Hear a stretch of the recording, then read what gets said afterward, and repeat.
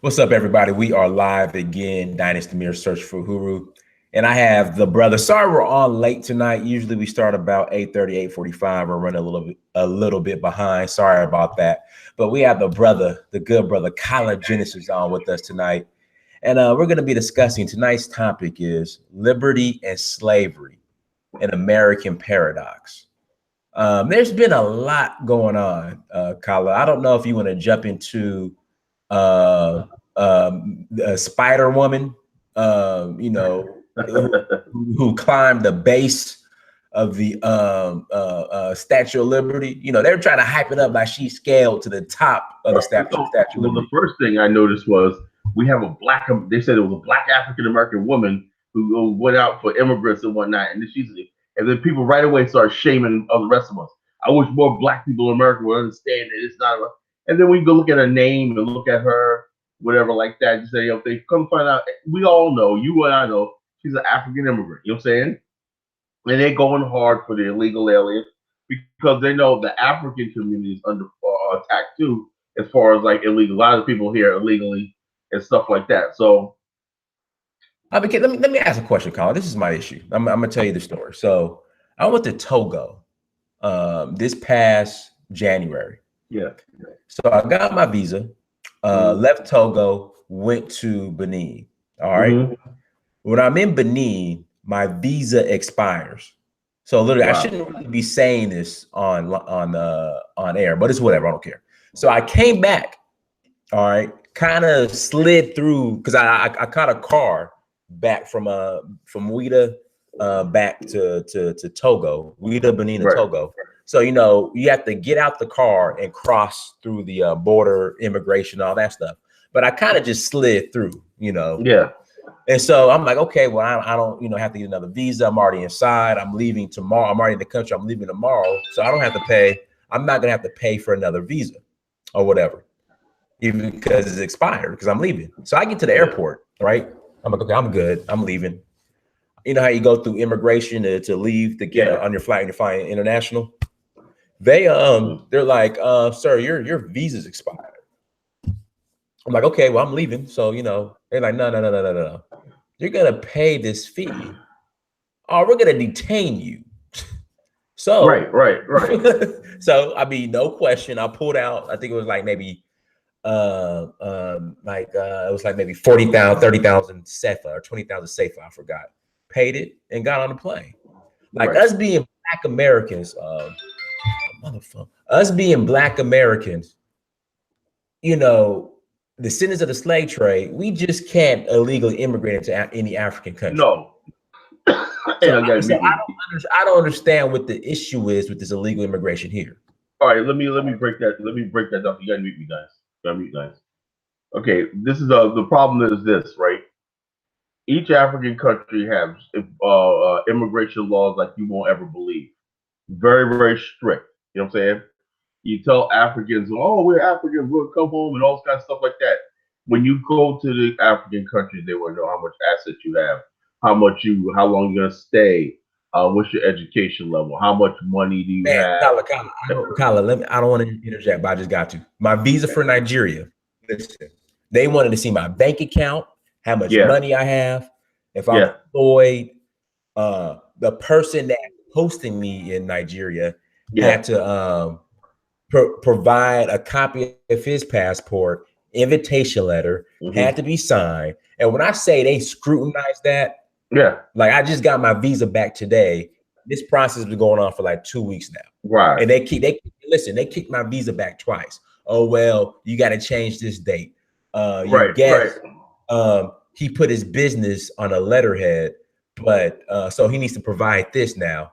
Okay, well, he's not a business. Okay, well, you have to remove that and resubmit it. You got to remove this or resubmit it just to get a visa to Nigeria. Right. And then another thing is this: when Africans tell, oh, you guys just come over to Africa. You guys just come over to Africa. Come over and start a business. Come over to Africa, start a business.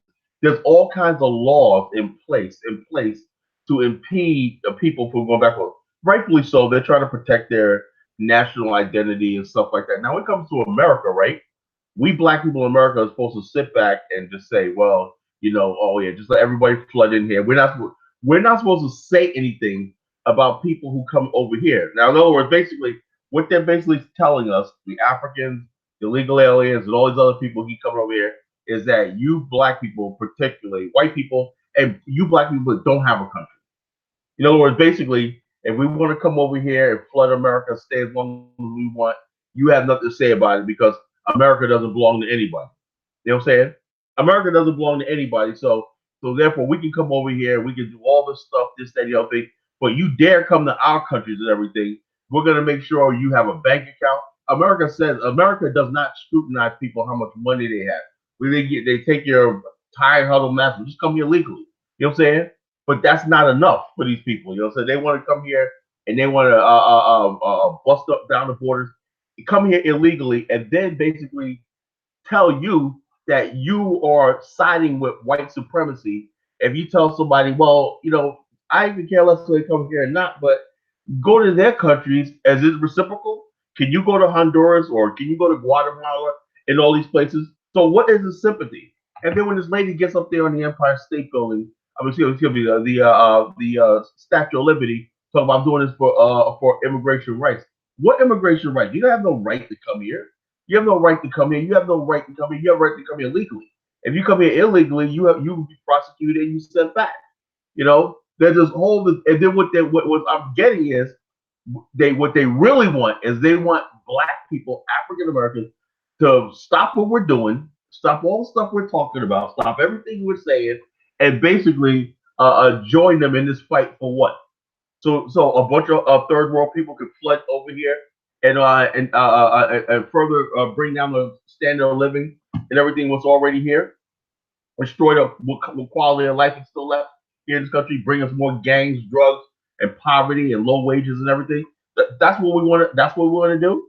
No, but like you just said, you go to their countries and everything like that. They want this document. They want that document. They want this document. They want that document. And then when you say as a black person, well, yeah, well, you should come here legally. Oh man, you're a white supremacist. You're siding with white supremacists. No, I'm just saying, look, the rules are the rules. You come over here and have your stuff together.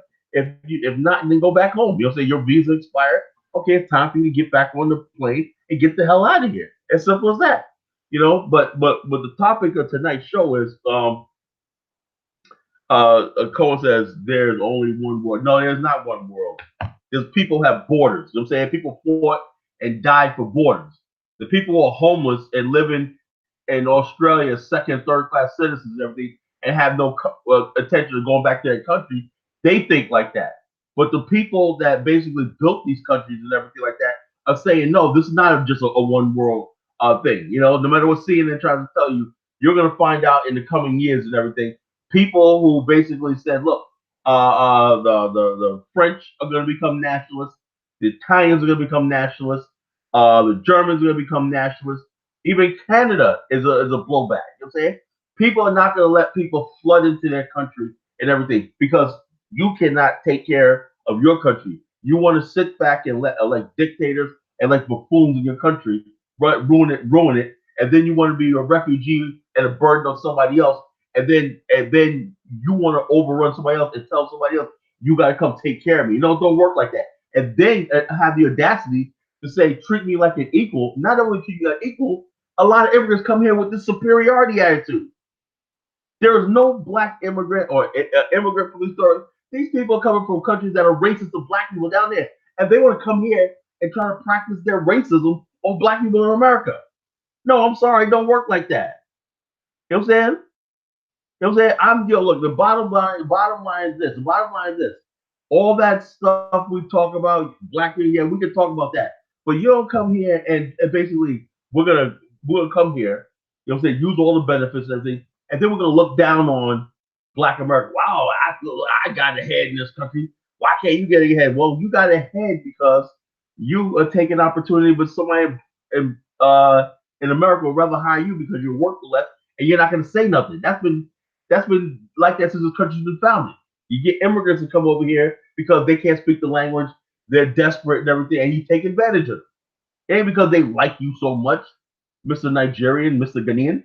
They ain't because they like you so much, Mr. Liberian. You know, I had a Liberian tell me one time, yeah, man, down in Alabama, he had white Americans tell him that I'll accept you in my country, in my house, but I won't let a regular black African American. He was so proud of that.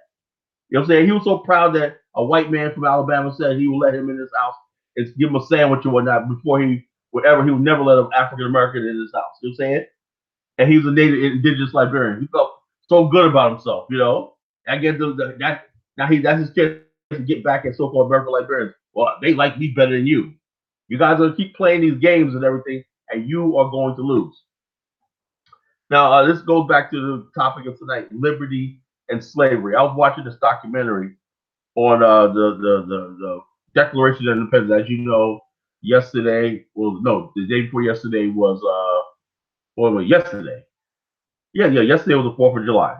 Okay, people had fireworks and everything. I'm not gonna hold it against you if you celebrate the 4th of July. You know what I'm saying? I sat outside my front porch and watched fireworks from a distance and everything my damn self. You know what I'm saying? People drinking, blah blah blah blah blah blah blah. Yeah, whoopie do 4th of July and everything. You know. Now, there's always been this paradox in Black America. Was 4th of July to the Negroes? Frederick Douglass once wrote. When the Declaration of Independence was wrote, it was a political statement, right? It said we hold these truths to be evidence that all men. It's self-evident. Self-evident means it's self-evident to everyone that all men are created equal. Now, at the same time that the man who wrote those nice, pretty words, right, held 600 African slaves in bondage. Not only did he hold them in bondage, right, he basically held 150 of them in mortgage bonds. Let me tell you something. What a new thing was back then. You can mortgage your slaves off, right?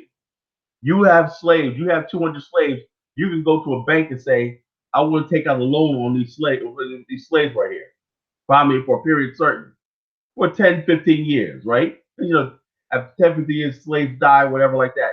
The what you call the bank will hold a deed on property, which was a human property, and you could take out a loan and equity. If the slave works hard, matter of fact, our modern capitalist finance system was based on, you know what I'm saying, the human subjugation and degradation of black African people in America. This was Thomas Jefferson. He said that in his own words that I can't see black people being anything but slaves that fit for slavery. They're beasts of the field and everything. That's all they could ever be. He says black people cannot ever learn how to read or write because they ain't capable of it. They can't think past a week, you know. Their forgetfulness and everything. Basically, he likened us to animals to justify his enslavement of African people. Now, these are the people that wrote the Declaration of Independence. Then the white scholars were like, well, wait a minute here. You got to judge him like this. I think this passage right here meant that he was one day going to basically leave it open that slave. No, these people wanted to have black people be a permanent race of slaves forever in America. That wasn't part of their plan. And then if they said the abolition of slavery in America, this is very important. This is very, very important. Even if they did have an abolition of slavery, which there's some free blacks that lived in America were, right? You cannot have a society where black people are walking around free in the midst of slavery and white supremacy, because that right there is a threat to the institution, the whole idea of white supremacy. If black people see another black person with clothes, money, education, that would inspire that slave to say, I want to do better. So you always have to show black people, you always have to threaten him, saying that you came from nothing. So you tell him that Africa was a jungle and the best. So he's thinking, he's working in this field, right? That if you ever sent him back to Africa, he'd be eaten by savages and cannibals and everything, because that's what he was told. He was told that's where he came from. You know, you got to remember something. Majority of, by the time Jefferson's time, the majority of Africans that were brought here were Africans that were here for a couple of generations. So they was pretty much removed from the African continent. They didn't have anybody telling them, no, that's not true. No, that's this. No, that's not true and everything. They didn't know. You know, it's not like in the Caribbean where you kept, in South America, we kept having numbers of Africans come over and say, yo, this white supremacy stuff is bullshit. We got a kingdom over here, this, that, the other thing, blah, blah, blah. the Africans in America were completely cut off from their roots in the African continent. That's the difference.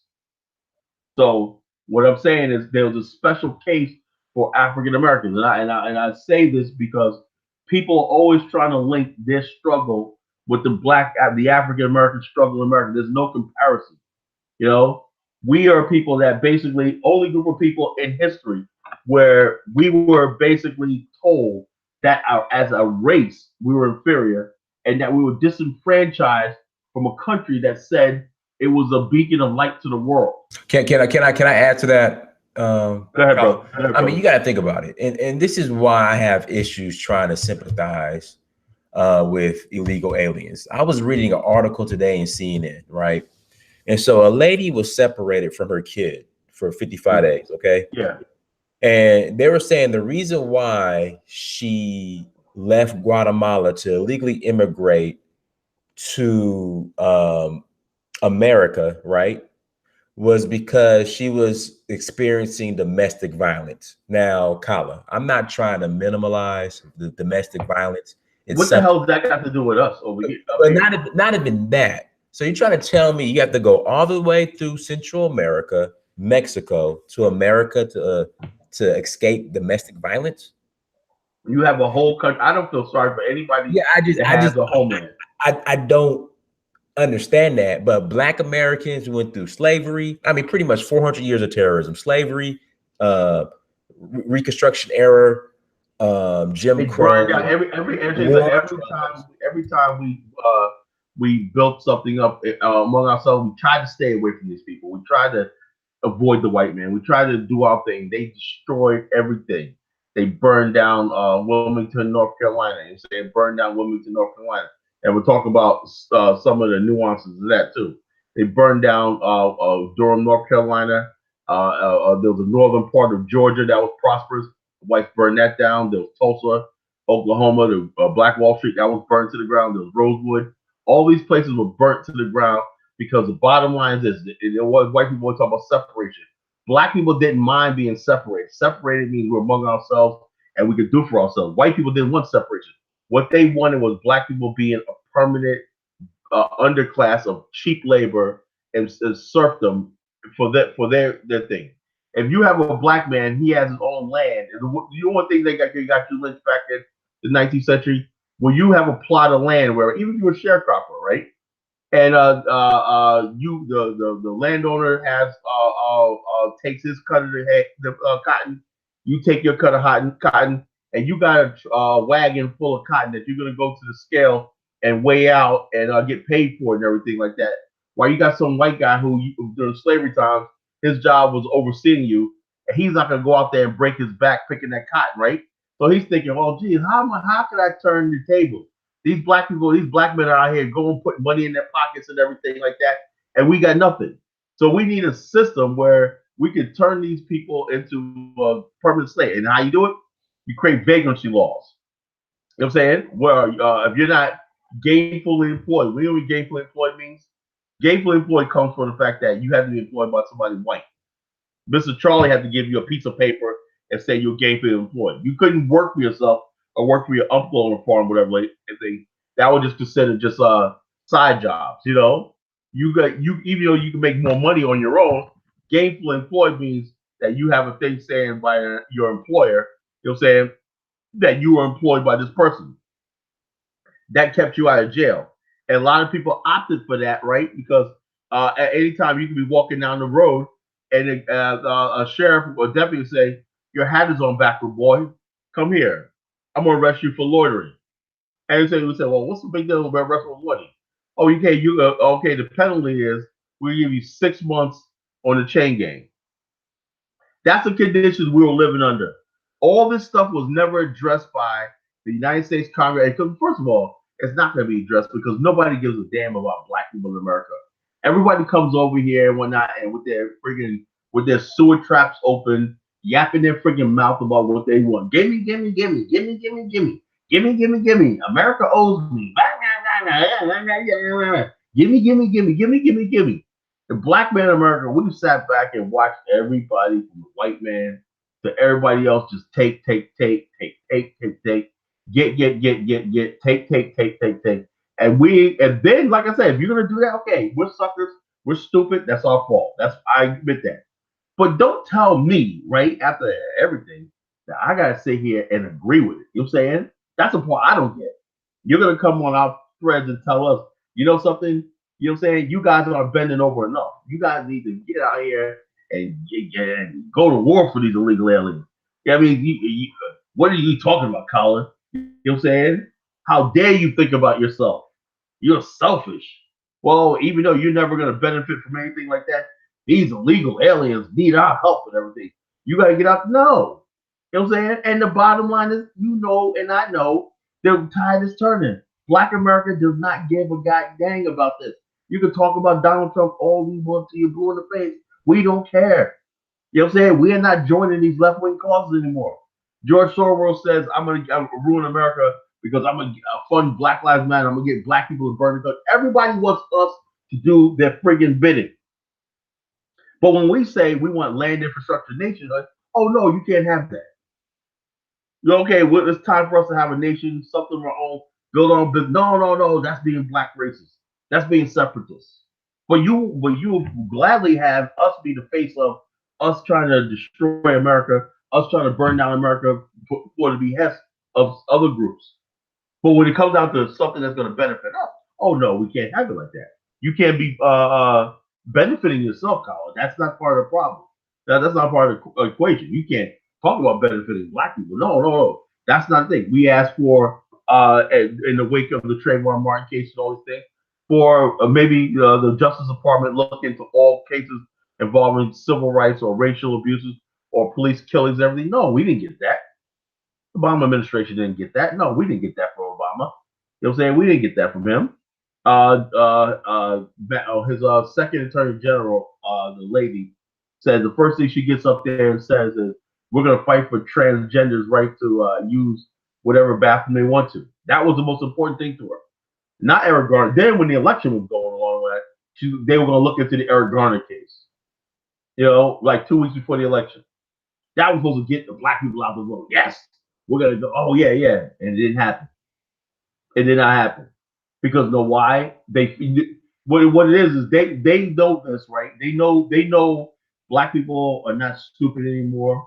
We're not going to show up to vote for something that doesn't benefit us.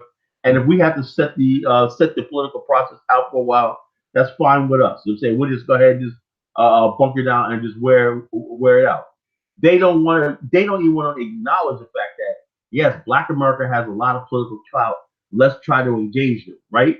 Because the whole thing is to make you think that, oh, you don't really matter, right? But then they send their surrogates into our community, right? To browbeat us, to beat us up, to tell us that we got to get out there and do this and do that, be out there, do this. My personal opinion, right, after looking at the documentary on thing is this. America, the very nature of the country, right, is to me, it's hard to, it's impossible to forgive.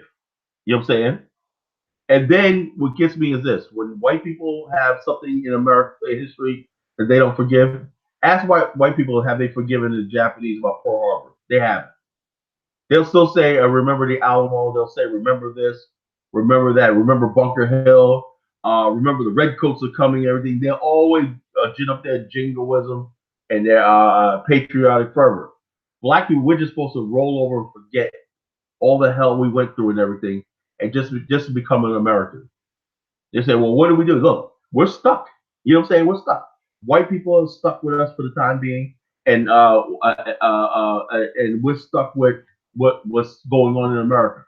But the whole thing is this, though. I'm not going to delegitimize my ancestors' struggle by saying that I have a dream that one day this country will live out the true meaning of its creed. That's the most insane thing I've ever heard in my life. Thomas Jefferson, all these men were white supremacists. They were racist. You know, they were racist. No matter all the good words and everything like that, all they wanted was a friggin' country. They wanted a nation. You know, that little feeble attempt of creating carving out a piece of paradise for themselves. Their ancestors were the dregs of Europe.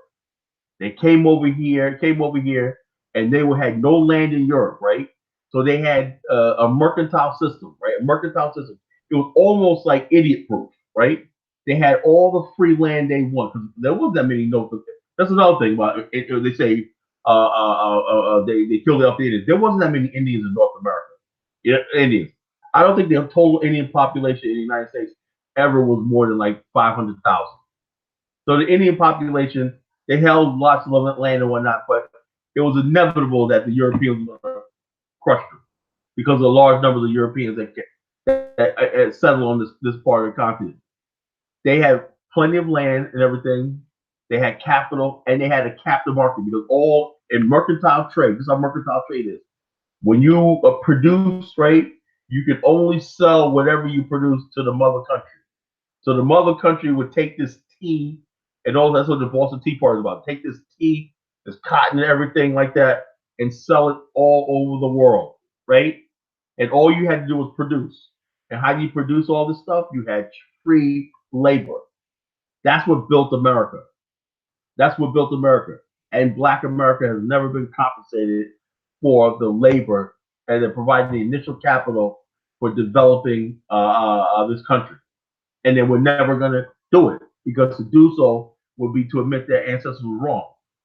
And to do that would be the bring this country into peril. It will never happen. So stop talking about reparations. You can talk about it, but it's never going to happen.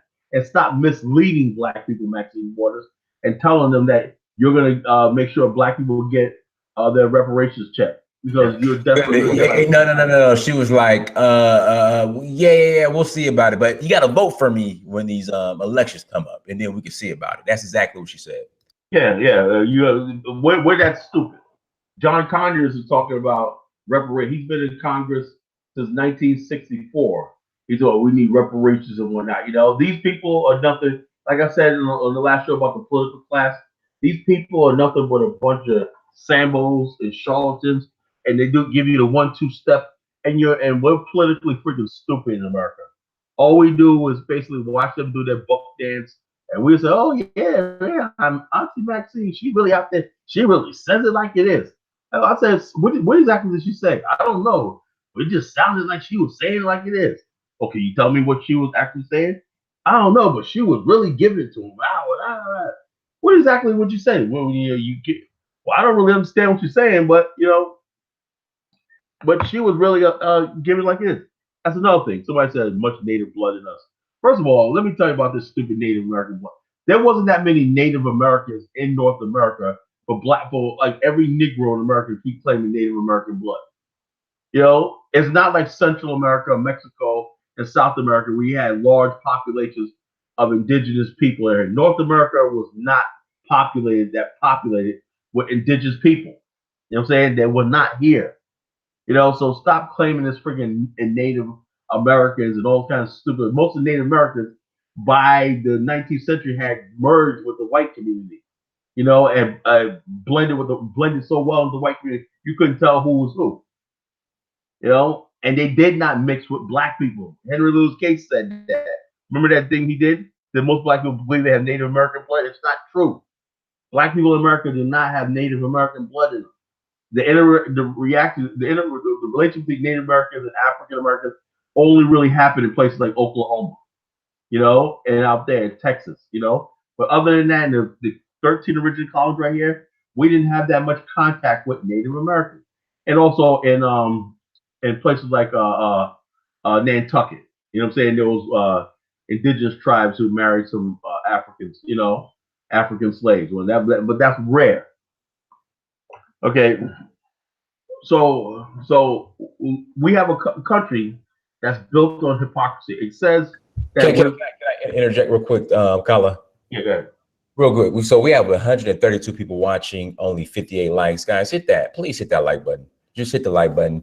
If you're not super chatting, the least you can do is like and share. That's all we ask for. Shout out to Belle, formerly known as Innaret.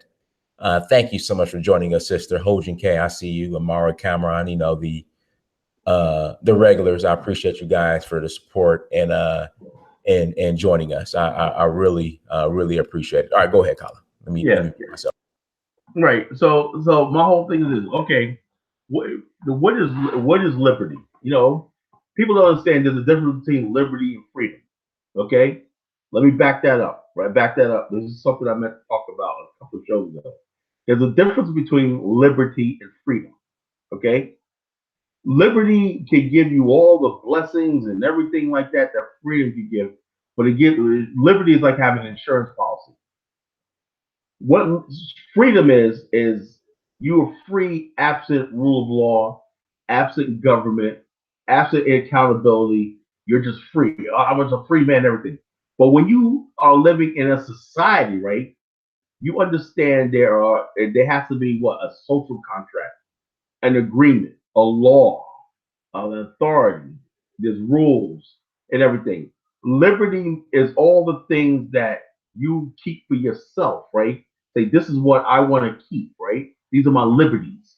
These are things I want to do. I want the right to go, right to the pursuit of happiness, the right to own property, the right to marry, the right to raise children, the right to get wealthy, the right to move around, the right to not to be accosted by authorities or imprisoned or enslaved, whatever. Those are things of those are the blessings, the things of liberty. That means basically when a person has liberty, he feels free. You know, he knows he's living in a structure that he has to obey a law, that his liberty be taken from him if he breaks the law, right? But for the most part, when people have liberty, they basically like the system, even though they know that there's a law that they have to obey. Now, people who live in barbaric societies where there is no authority and there's anarchy and everything like that, you may have freedom and everything like that, but you have very little liberty because you're living under a system of tyranny and fear and all these other things. Liberty gives you a sense of sanctuary. It gives you a sense of keyword serenity. So what is serenity? Serenity is not freedom from the storm. Serenity is peace and tranquility amidst the storm. In other words, basically, serenity is like you sitting on your front porch those days in the summertime, and you're watching the storm, and you're watching everybody outside trying to get here, and you're sitting back, laid back, knowing that you're in peace and harmony amidst the storm. You know that sense of serenity is almost better than not having any storm at all to look at because it makes you appreciate what you have. When you have a sense of liberty, one of the things about liberty in America was to make white people appreciate their liberty, you had to have what? Class. What class? What class? You know what I'm saying? You had to have a group of people always in their midst that looked like they were in bondage, right? So it makes the white person appreciate what the liberties that he had. You know what I'm saying? Do you understand what I'm saying? Do you understand what the college justice is coming from? Liberty is defined by America was always about giving white people certain privileges that they denied black people, right? And the white people went along with it because they looked over at black people and said, but for the grace of God, there goes I. Now, what was for the grace of God? The grace of God was I was born with what? White skin. This is unique in history. This is nothing. Usually, when you have an oppressed group of people, it's because they come from an oppressed class or whatever like that. It was never based solely on being born with a certain skin color. It was never basically based on the fact that you could be the lowest of the white, but you feel superior and secure because you have white skin. That's the one thing about America that's unique. This is why you have white Americans, right? And you could take a white American. You think I'm lying. If you think I'm lying, look it up. I've read many books and novels over my years. You'll have a white man in America, right? He's living in Europe, right? White American, born and bred in America. And he goes to England or he goes to France and everything. He could be jet setting a millionaire. But there's always something. You will never see a white America. He has to get back to America. Why? Because this is the one place where that white skin really means that he is the master. It doesn't even matter if one day you think white America is going to be a minority or whatever like that. They don't even care about that. The whole narrative of America, of Thomas Jefferson and the founding fathers and all these racist people and everything, put it so that that you feel like you're a king, like just by having white skin. So I don't buy this liberal white crap. You know what I'm saying? Every white person with that skin, even white Arabs. You know what I'm saying? I've seen one thing I've noticed too. You remember those Tanaya brothers, the Boston bombing, dynasty? Oh yeah, the Arabs, right? Or like that Yeah, they were they're like Eastern European or some shit. yeah. You know what I'm saying? So people were like, what are people like? Well, why did they do that? They fit in. The mother was really radical. You know what I'm saying? And she wasn't assimilated, right? And the bottom line, I bet you any amount of money, had they been born in America, they would have been acclimated to the American culture. They would appreciate that whiteness. You know what I'm saying? They would appreciate that whiteness. You know, you have Arabs that are basically, okay, well, they'll do the white thing for a little while, then they'll go back. The Muslim, that's the only thing that trips them out, is the fact that a lot of white Americans will accept white skinned Arabs in their communities, right? They'll say, oh, they'll be terrorists. Once they get around us and we start talking about niggas together and black people and everything, they're gonna be white just like we are, right? And then, for the most part, they're right? But every once in a while, right, you got Jihadi Jamel, whatever like that, cousin. Colin, what's his name again? What's his name? Jihadi Jamel, you know? Yeah, Jalal. You know what? Jihad Jalal will say, you know something? You know, he got turned down by that blonde chick. He flunked out of engineering school and everything like that. And he starts reading these radical books and everything. And next thing you know, he disappears. And he's visiting the mosque more often. And next thing you know, he's blowing some shit up.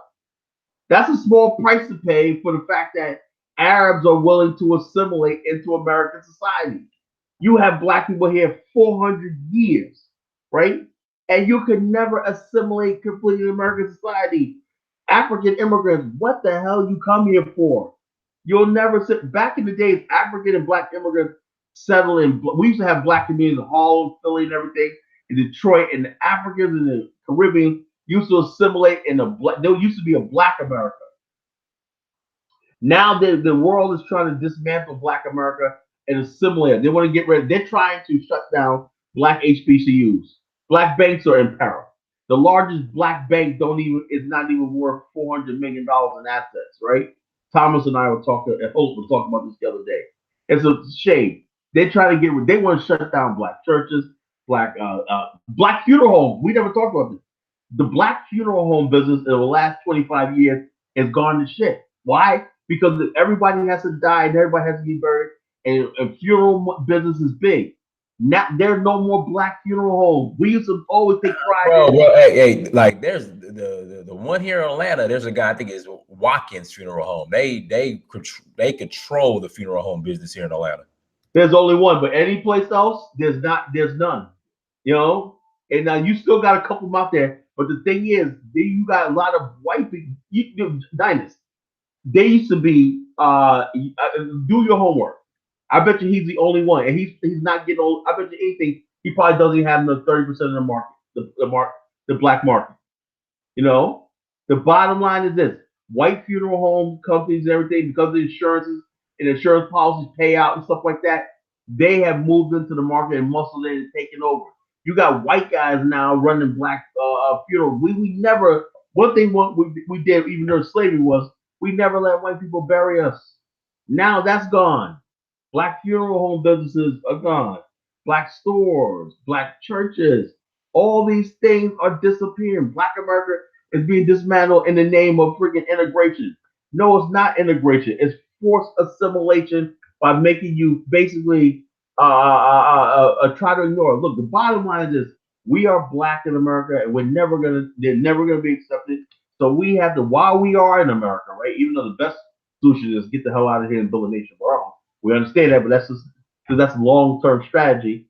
The best thing we have to do is bunker down and support our own institutions. You know what I'm saying? You know, and all the stuff you see in the media, every time you see a black girl, I can't even turn. Honestly, I can't even turn on TV anymore. You know what I'm saying? Without seeing a black girl, giddy-eyed, looking at some white guy. There was a new show coming out where some black woman, a maid, whatever, it's supposed to be set in the 30s, whatever, or the 40s, whatever, and she has magical powers, whatever. And I'm sitting there looking at this, right? It looks kind of cute and hoping I'll talk about this. But the thing is, I said, let me guess. Her lover is gonna be some white guy. Sure enough, some goofy, nerdy looking, pasty white boy is her love interest. You never think. And so the whole thing is, they are trying to sell pornography, race mixing, and all this stuff like that to white America for money. You know what I'm saying? White America knows what it's doing. It sits back and pretends like, oh, we don't care what we're doing. But there's a reason why every time you see swirling and mixed race mixing, it's always a black woman with this insatiable appetite for white flesh. You know what I'm saying? Every black woman on television, you know what I'm saying, every reality show and everything, she has an insatiable appetite for white flesh. You know what I'm saying? When I was coming up, it wasn't like that. Black girls didn't like white boys, you know? Except for the Italian guys when I was coming up, I remember the Italian boys used to, but for the most part, yeah, we used to have functioning black family story. You cannot have a functioning black family. You cannot have black men and black women loving each other on television anymore because that's considered racist. You know what I'm saying? White people, they live their life and everything. We have to get to the point. Another thing, folks, we gotta stop acting like white people got virgin ears. Even when you start talking about nationhood and everything, they know what the hell you're talking about. They're not stupid. They want to play you like you're stupid. When I see you giggling in front of their face, yeah, this, that, and the other thing, and you out there with your waving the flag, I'm an American and everything like that. I'm like, yo, that white guy, that white guy's thinking, he's thinking while you're thinking waving that flag and y'all jumping up and down with the fireworks going on. He's imagining you over there picking cotton. You know what I'm saying? On a cotton field. You know what I'm saying? Picking his cotton. You know what I'm saying? The good old days. That's the bottom line. The bottom line is this. We live in a society that basically white people want vindication. They want vindication. The only way they can get vindication is they want the black man's soul. They want our soul. You know what I'm saying? That's what this is all about. They want the black man's soul. They want us to basically admit that we love them, admit that they did us a favor by bringing us over here. Now, let me ask a question. Did they do us a favor by bringing us over here? Did they do us a favor by raping our women and doing all stuff for hundreds of years? No. Hell they did. No. Yeah, they did not. You know, but the narrative in America is they act like they did. You know what I'm saying? When you have black people, this one black lady at the end of the program talking about we gotta let go of the bitterness and everything, and then in one part they talked about Liberia, right? And they talked about Liberia for a total of 90 seconds, right? They only glossed over Liberia for 90 seconds, right? And they said, well, black people were not interested in going back to Africa because this was their home. If they had to stay in slavery, they would. Which I proved through my novel, right? In my novel, that was a lie. No one ever, and no black people in America have never, ever decided, given a chance to decide if we ever want to be American, did we want to leave America? The government never helped us. This government never did anything for us. You know what I'm saying? So therefore, you say, well, geez, Colin, what are you talking about? I said, look, you've been lied to. White Hollywood has sold you a bill of goods about this loving, black, patriotic people that's loyal and America and slavery. That's all done with and everything. No, it's not. Yes, nationalist movements are growing. You know what I'm saying? They're growing in America. Where that's going to lead to, hey, who knows? I know where I want it to lead to. But the bottom line is, yes, you got America's in a lot of trouble. You know, there's a lot of trouble. And the whole thing is black America is not backing down. You know what I'm saying? What they want us to get up and declare, what they want us to do is kick our ancestors under the rug and kick our ancestors under the thing and just and talk about how everything is good. We're all Americans and all kind of freaking stupid stuff like this. No, it doesn't work like that. It doesn't work like that. We asked for after slavery. We said, look, we did. General Sherman went to the real black leaders and said, what do you people want? Forget about everything else. What do you people want? They said, we wanted land. And Lincoln had lived, right? The land that's on the Gullah Geechee from Wilmington, all the way to Florida, right? That whole strip of land was supposed to be federally protected homeland for African slaves. They wanted black people from all over the South to move into that area, right? To move in that area. They were going to set up roads, infrastructure, everything, right? And then they were going to allow black people to gradually migrate back to Liberia, to Haiti, and develop commerce and trade in the Caribbean and everything, and limit black people from going outside of that area. That's what they wanted. They said, look, if we don't have this sort of protection of land or protection of land, be protected, these white people will destroy us because they are prejudiced and they will never let this racism stuff go. Right now, the problem is we have never had a sanctuary. What you have is this. I was watching Rosewood the other day, right? And one thing, I like Don Cheadle's character, right? One thing was annoying me about his character. He kept saying, "Well, I'm here in Rosewood. I'm gonna die here. I ain't leaving." So he put his mother, his sister, everybody at risk because they said, "Look, won't you take your family out to Gainesville? I'm staying right here." And what happened? His mother got shot and killed. You know. Bottom line is this: you don't have nothing if you can't defend it. If you don't have a border protecting you from your enemy, you don't have land. You know what I'm saying? You can't just say, "Okay, I just found my little piece of happiness and this, that, and the other thing." The bottom line is everything. The difference between Black Wall Street, Rosewood, all these places like this, that thing, and Liberia was the fact that Liberia was a republic and a nation state, and we prospered over there because we were protected by borders. You know what I'm saying?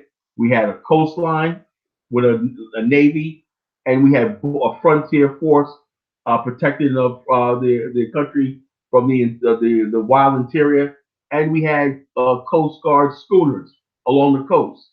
So when you have a sanctuary, a place of sanctuary, you have a sense of what? Serenity. When you have serenity, you can practice liberty. Liberia's motto was the love of liberty brought us here.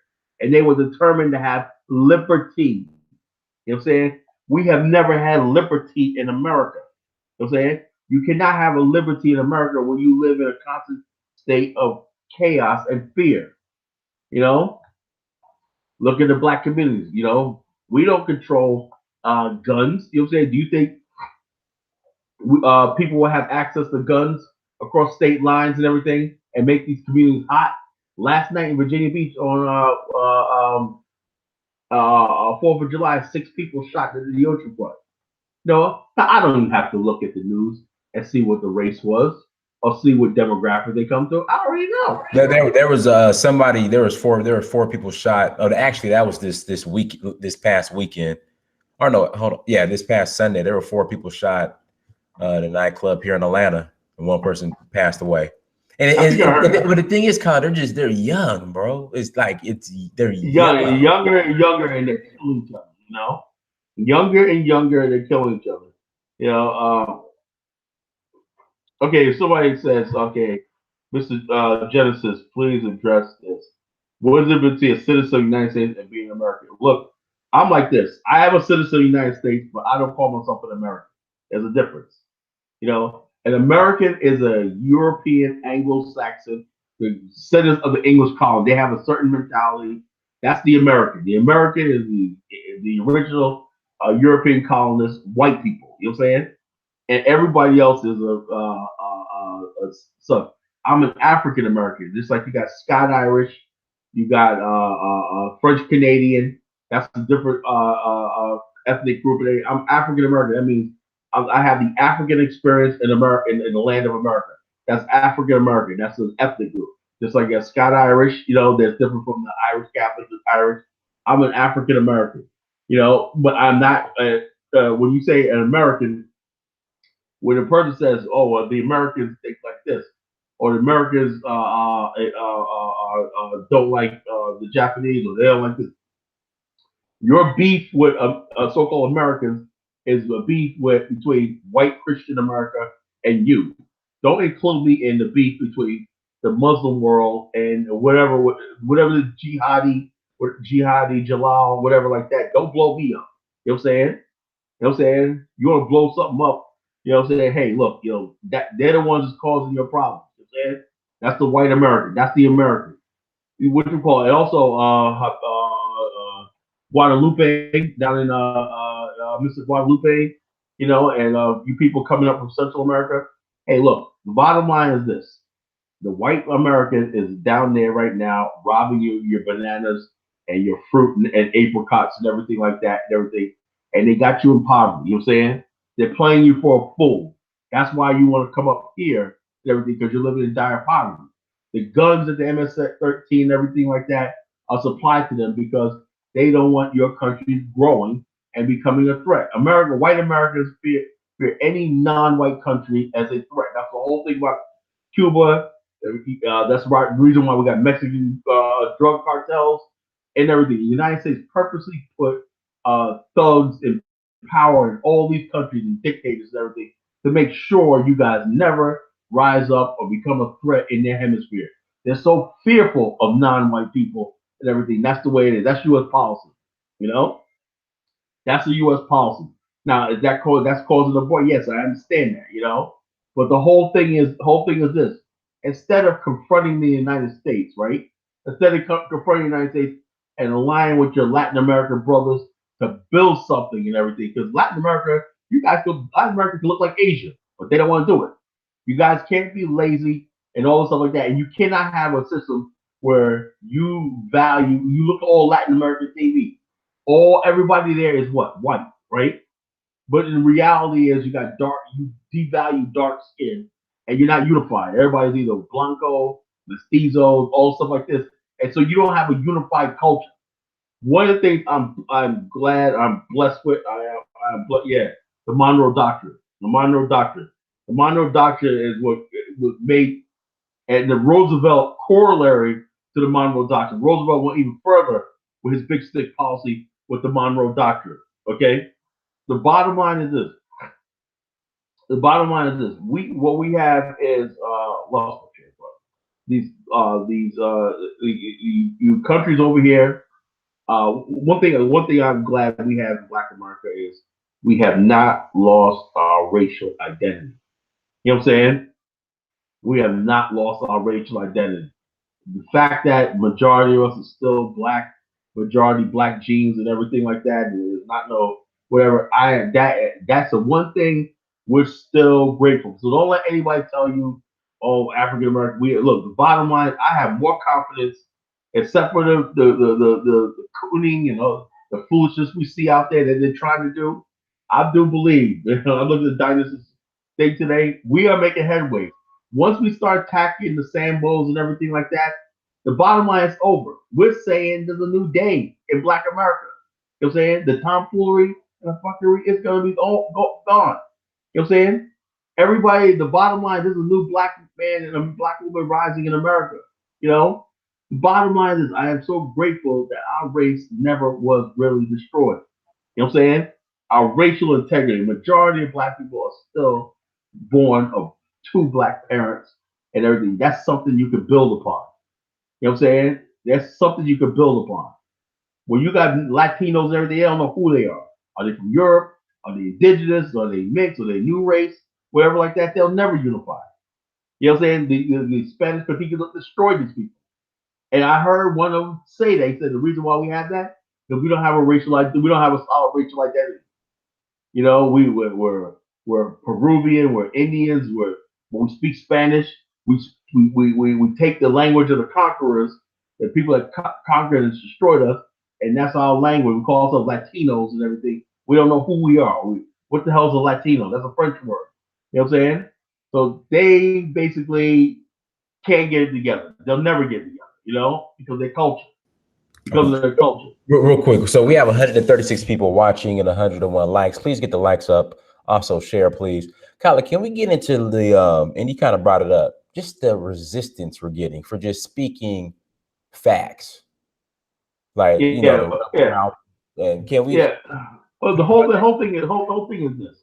Your guy was basically like we have to basically fight Thanos forever, white man Thanos. You know what I'm saying? This vague abstraction that they use is like, oh, the boogeyman, the white man, blah, blah, blah, blah, the white.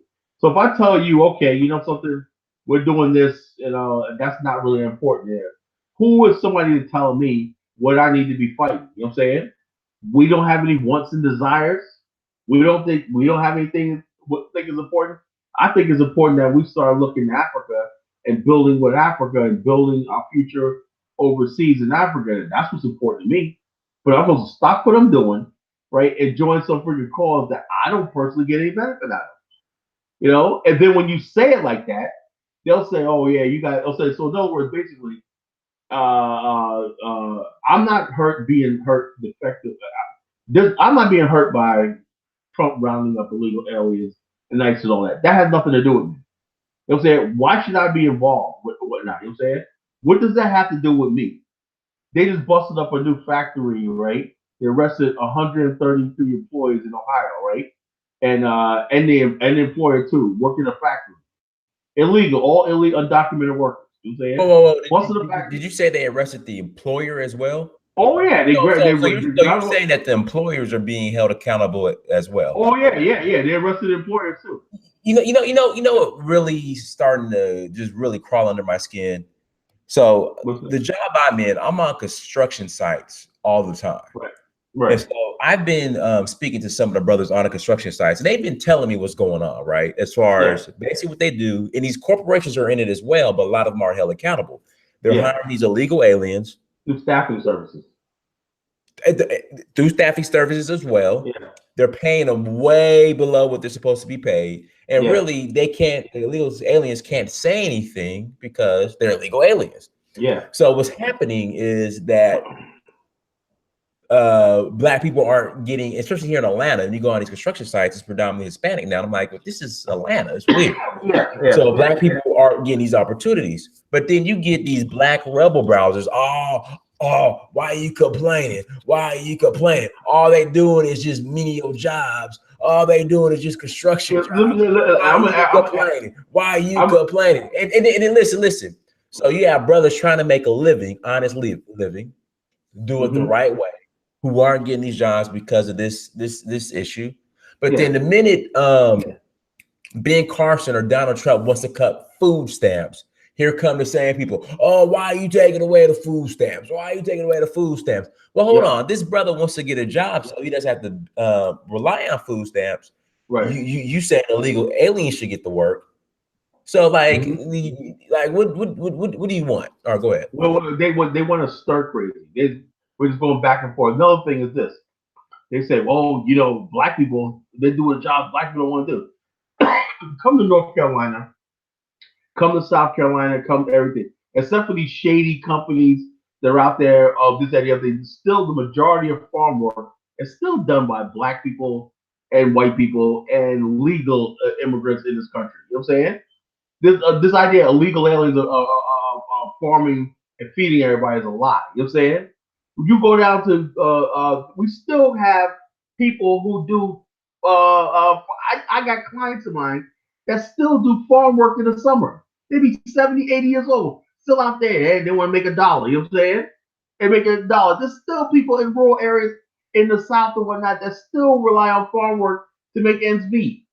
But the whole thing is this: when you pay an American worker one thing, you can bring these illegal aliens and don't have to pay Social Security, right? You have to pay payroll tax and all the stuff like that.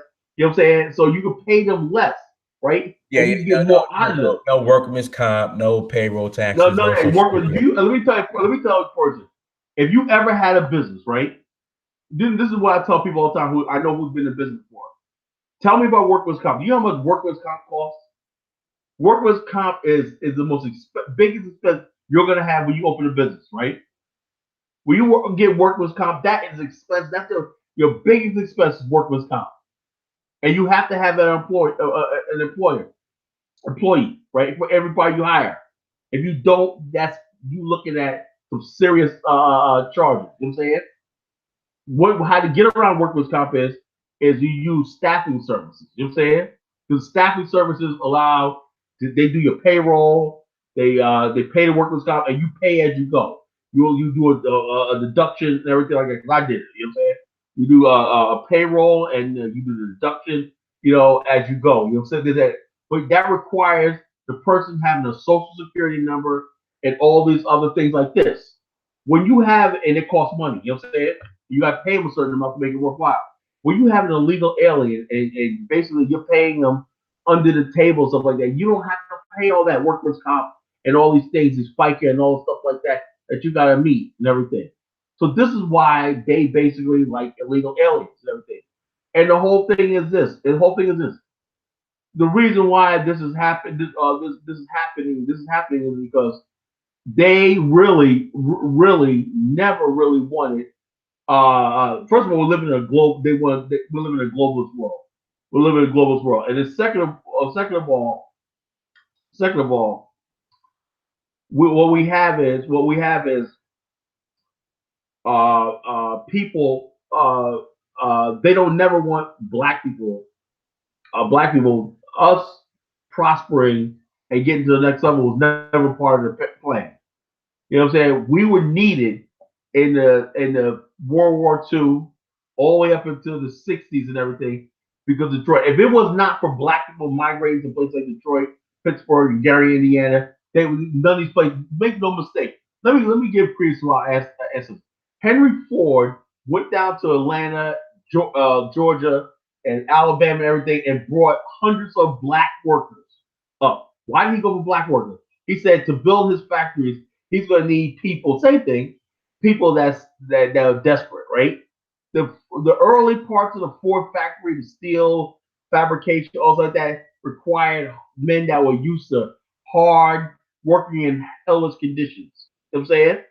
Some of these black men later on became foremen in Detroit. Think about it. 1930s, you had black men that were foremen in Detroit, and black men are foremen, in Detroit. And you have just the number of blacks and whites in the Ford plant was about GM was about equal. You know what I'm saying? And so you had the city. Black people start prospering in Detroit and buying areas. But get this, right? This is something in history. In 1945 or 46, right? The whites started moving in, right? Same thing in Tulsa, right? Once the area starts getting booming and everything like that, they start inviting whites in. Let's say, okay, we're gonna rebuild these suburbs. The black people are like, wait a minute here. We came here a couple of decades ago, and we built this place, right? Now you're gonna bring these racist white people in here, and you're gonna try to segregate us. The worst riot in U.S. history broke out. You know what I'm saying? And it was the first riot where more white people died than black people. It was like the first black backlash. They brought these white people up there and thought, okay, now we got this Detroit. Now Detroit's still a racist city to this day. You know what I'm saying? Because of this. You have white people say, you know something? We know black people, this would never been shit without black labor. We all know that. But we're gonna take credit for it. We're gonna take all the administration and we're gonna make it a white city now. And we're gonna put black people in place. Black people fought back and a race war erupted. So this is what they looked at Detroit. They looked at these race riots and everything like that. They said, well, you know something? We can't keep sustaining this, right? If you have black people prospering over white people and everything like that, you're gonna have a backlash for white people. You cannot have black people looking like they're prospering while white people are not prospering. Because the whole idea of America was this is a white country. Because the only reason why they can sell America to European immigrants is that this is a white country. So you got black people who have better neighborhoods because they got the jobs and everything. What does that mean? And in Detroit, they had this thing where they would not sell black people homes. All the black people lived in homes that were leased to them. You know what I'm saying? They would not let black people own their own homes in Detroit at one time. It was like a plantation. You were just here temporary. While they brought the white people in here and started giving them mortgages and stuff like that, they redlined the black area. A result was a race war. Dice, you're muted. Okay. Yeah, right here. Yeah, that's I didn't know that piece. Yeah. I mean, I always knew about the redlining, but I didn't know as far as the it did not end until like the late 60s with the fair housing thing, And then when that's another thing. When black people this is another thing, and I want to talk about Black Lives Matter. Let's segue to Black Lives Matter, right? And let's segue into the my friends, the New Black Panther Party. Rise up, yeah, we're gonna rise up. You know, Colin, you don't understand. We're gonna rise. We got a question for you in the chat room. How do you feel about Black American showing solidarity with Afro Latinos? Well, first of all, I personally, I don't even know what an Afro Latino is. You know what I'm saying? I know some of that. I don't know. I see people Afro Latinos, and a lot of them are darker than I am.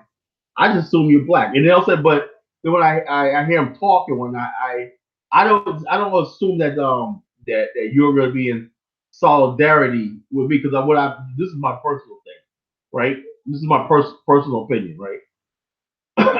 You have a lot of them, right? Where they live in areas like where I live at and everything. They're too friendly with white people, and they try to do this. Oh, the whole I'm not really black. I'm mixed. This, that. To me, I don't like lukewarm people. Yeah. They do that. I'm not black. I'm Espanol, Spanish, Espanol. All that extra. That rubs me on. And the other day, I seen this one real light skinned one, right? I don't know if he was Afro Latino or not, but he was real light skinned, like Colin Kaepernick, and he had his hair in like an afro, right? Nice style one now, Afro, right? That's a new thing now. A lot of people who have a little bit of black in them, they're wearing their hair in afros and they got the style. But I'm saying to myself, I'm saying to myself, if you was a normal black person with that same style, they'll tell them, "Oh, your hair's wild." This, that, other. Because they look, you know what I'm saying? Okay, they look like they're mixed, they look like they're white, whatever. It's cool because they got the afro and they got the little sort of braids on the side or whatever like that, and or they get the cornrows and everything like that. And I mean, to me, it's confusing. To me, it's confusing. You know what I'm saying? You got people out there, they like the black aesthetics and everything like that. But unless you're like a real black man, a real black, but when it really comes down to it, when it comes down to being black, they turn pale and like, oh, I'm not. This is a little heavy for me. Now, other than that, the only way I would say like this, if we start nation building and stuff like that, if Afro Latinos really want to show, and I heard some of them say, I'm black, this, that, the other thing. I know we have a lot of self hate in the Dominican Republic and stuff like that, but I want to go with black. Because let me give you an example. My cousin's husband is Afro Latino, but he is he is like so militant. I mean, he's just so far. He was with Malachi York at one time. You know what I'm saying? He's one of them, Nation of Islam type. He's black. Blinkety black. You know what I'm saying? Even though he's light skinned Afro Latino, he's But Hey, where you about to say CB4? I'm black, y'all. I'm black, I'm y'all. black, y'all. I'm black, y'all. I'm black as a back, y'all. I'm black, y'all. I'm blinking black, y'all. That shit was funny. But he's one of them, And you got people like that. You got a lot of Afro Latinos that are rooted. If Afro Latinos rooted that loves African culture, to me, if Afro Latinos, right, you got to be rooted in African culture. You cannot be rooted in Black American, African American culture. That's not enough. You have to be rooted in African culture. You know what I'm saying? You got to know who Fela Kuti is. You got to know about the Yoruba. You got to know African tribes. You got to know what the Congo. You got to. I see Fat Joe. He goes to Angola a lot. You know what I'm saying? And he says I'm Afro-Cuban and whatnot. He goes to Africa a lot. Same thing with Crazy Legs. You remember Crazy Legs from the Rocksteady Crew? The breakdancer, Rocksteady Crew. He's always in Uganda and Africa and stuff like that. Afro Latinos got to connect directly with their African ancestry on the continent. You know what I'm saying? So therefore, then you got then nobody can say nothing. You know what I'm saying? But you can't be an Afro Latino and you living in white suburbia and no, it don't work like that. Same thing with black people. We have to at some point we got to start connecting with our African roots and stuff like that, or we're gonna lose ourselves. But because we got a higher percentage of African blood in us, you know what I'm saying? And because of our militancy, and I think what it is, our radicalism. See, let me say something right here. There's two things that go on in the black world. There's African culture and there's Black radical revolutionary culture. You know, two different things. African culture and it's Black America. Black America is the home of Black radical revolutionary culture. You know what I'm saying? But sometimes that might be enough. You know what I'm saying?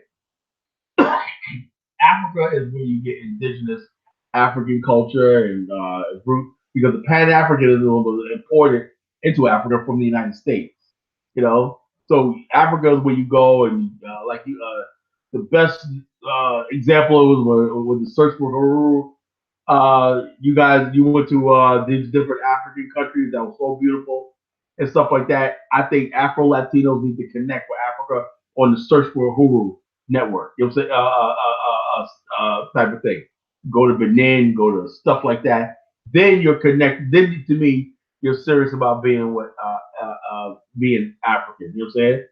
The bottom line is this. Bottom line is this. That whole the problem I have right now is you have people talking about okay, we have Afro Latinos. First of all, of course, of Afro Latinos. We have indigenous Moors. We're all part of the non-white indigenous North. No. Yeah. I'm a Hebrew. Hebrew and all kinds of stuff. I'm from Turtle Island.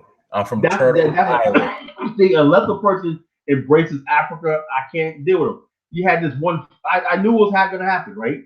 I see this one fat Puerto Rican dude, right, in New York, right, and he had this little ponytail back in his head, and somehow he joined the Hebrew Israelites, right?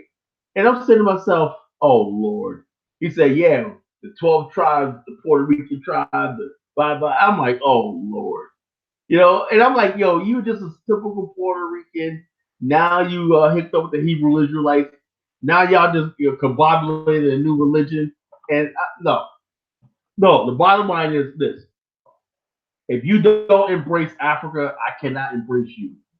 If you embrace Africa and your African roots and your African blood, so it says, oh no, Lost Indigenous Nations here. Oh no, please, he gotta go. Lord, I heard he got butt hurt the other night. You got kicked him out of the chat room. What happened? What happened? Why? What happened? Holmes said he got kicked out and he was crying about it. Oh. The Lost Indigenous Nation. Oh Lord. He said Salsa. He said Salsa is African. Yeah. He didn't say Salsa was an indigenous Moor Hebrew Israelite. Oh yeah, he's improving. Navajo. I think he's trying to trap us because he's trying to lure us into something. You know what I'm saying? You know what I'm saying? What are you up to, Lost Indigenous Nation?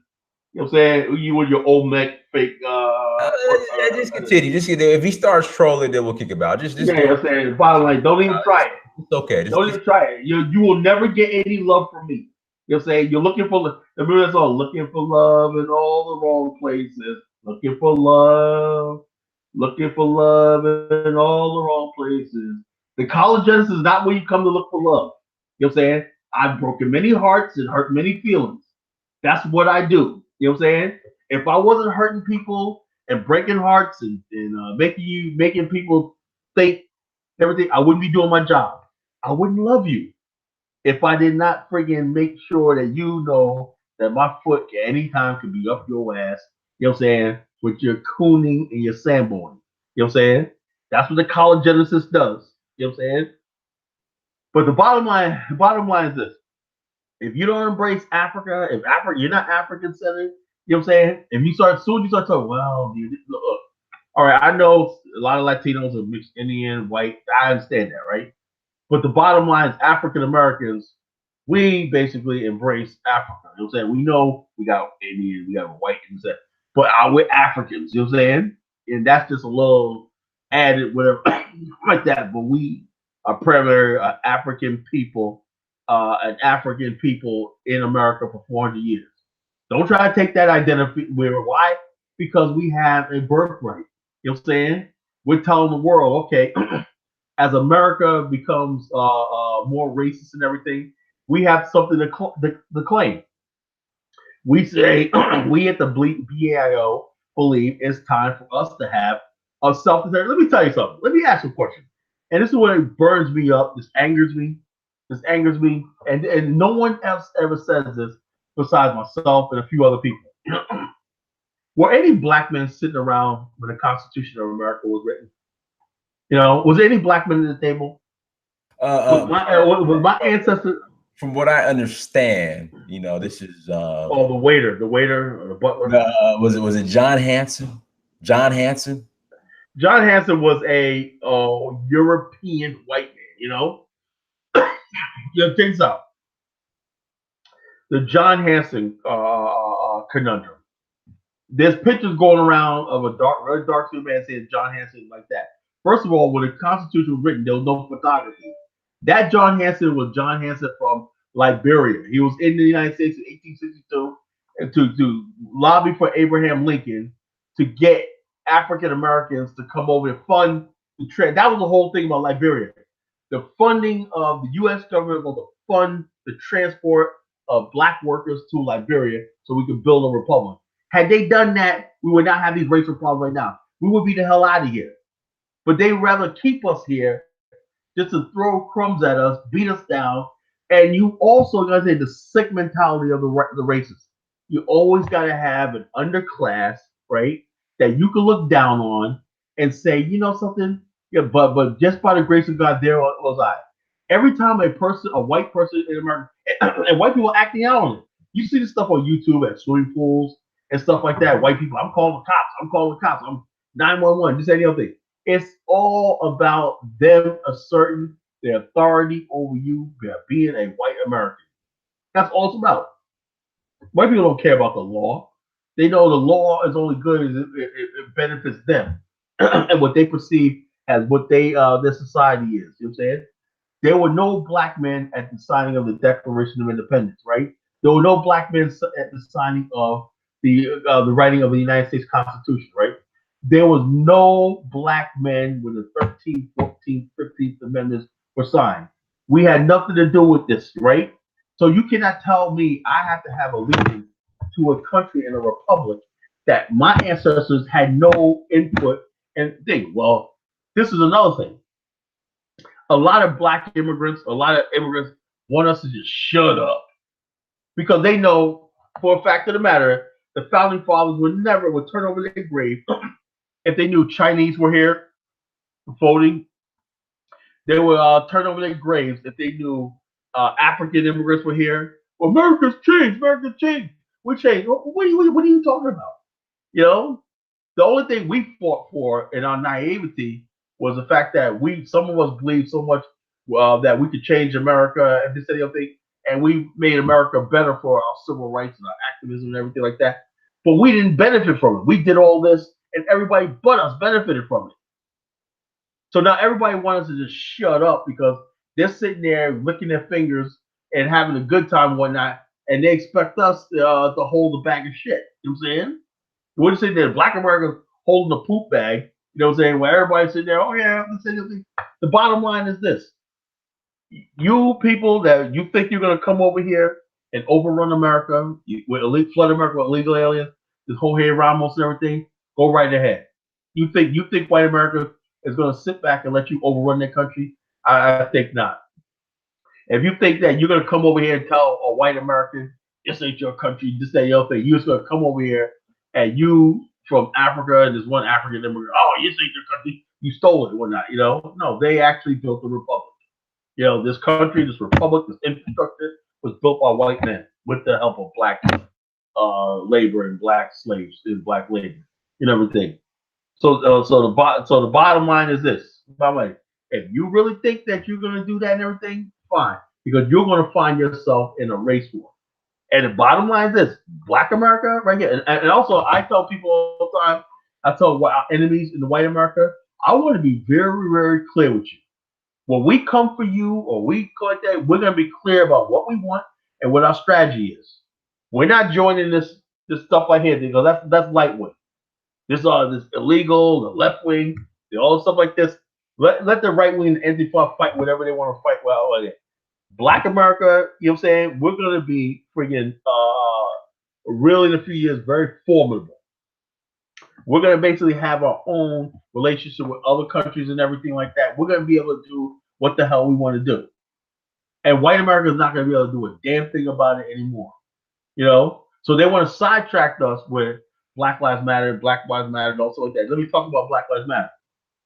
Now, a question was asked, well, what about Black Lives Matter, Colin? What do you got against Black Lives Matter? Look, when it first came out, hands up, don't shoot. Whoa, hold on. Let me stop you. Are we still having this conversation? What's the issue of Black Lives Matter? Like we I had a conversation with that. We haven't figured out that movement and that organization has been completely hijacked. Oh yeah, that's my point. It has been completely hijacked. But the idea, some people think that because they're saying Black Lives Matter, white people are getting upset. Then and my argument is, I don't think white people are getting upset. You know what I'm saying? Back in the civil rights movement, white people were getting upset because black people were fighting for things tangible and concrete. The civil rights era had laws that they wanted to get passed. You know what I'm saying? The Black Panther Party started with a traffic light. You know what I'm saying? They had a breakfast program. They had things they wanted to play. Black Lives Matter is a hashtag with no tangible, nothing concrete that they want. So therefore, I know white people, they don't get angry over things that are vague and abstract, right? What they were trying to do is, right, use Black Lives Matter to build, throw red meat out there. See, blacks are rising up, Black Lives Matter, and everything like that. And throw red meat out there. They knew Black Lives Matter didn't have any power. They know they didn't have any agenda. No matter how much money they had no agenda. They had nothing real, tangible, and concrete. They never did. You know, they would have audience with the president of the United States. They sat down Barack Obama. And what came out of that? Did they say, President Obama, you should appoint a czar to look over all these police shootings right here and investigate them? They could have done that. They said, no, nothing happened.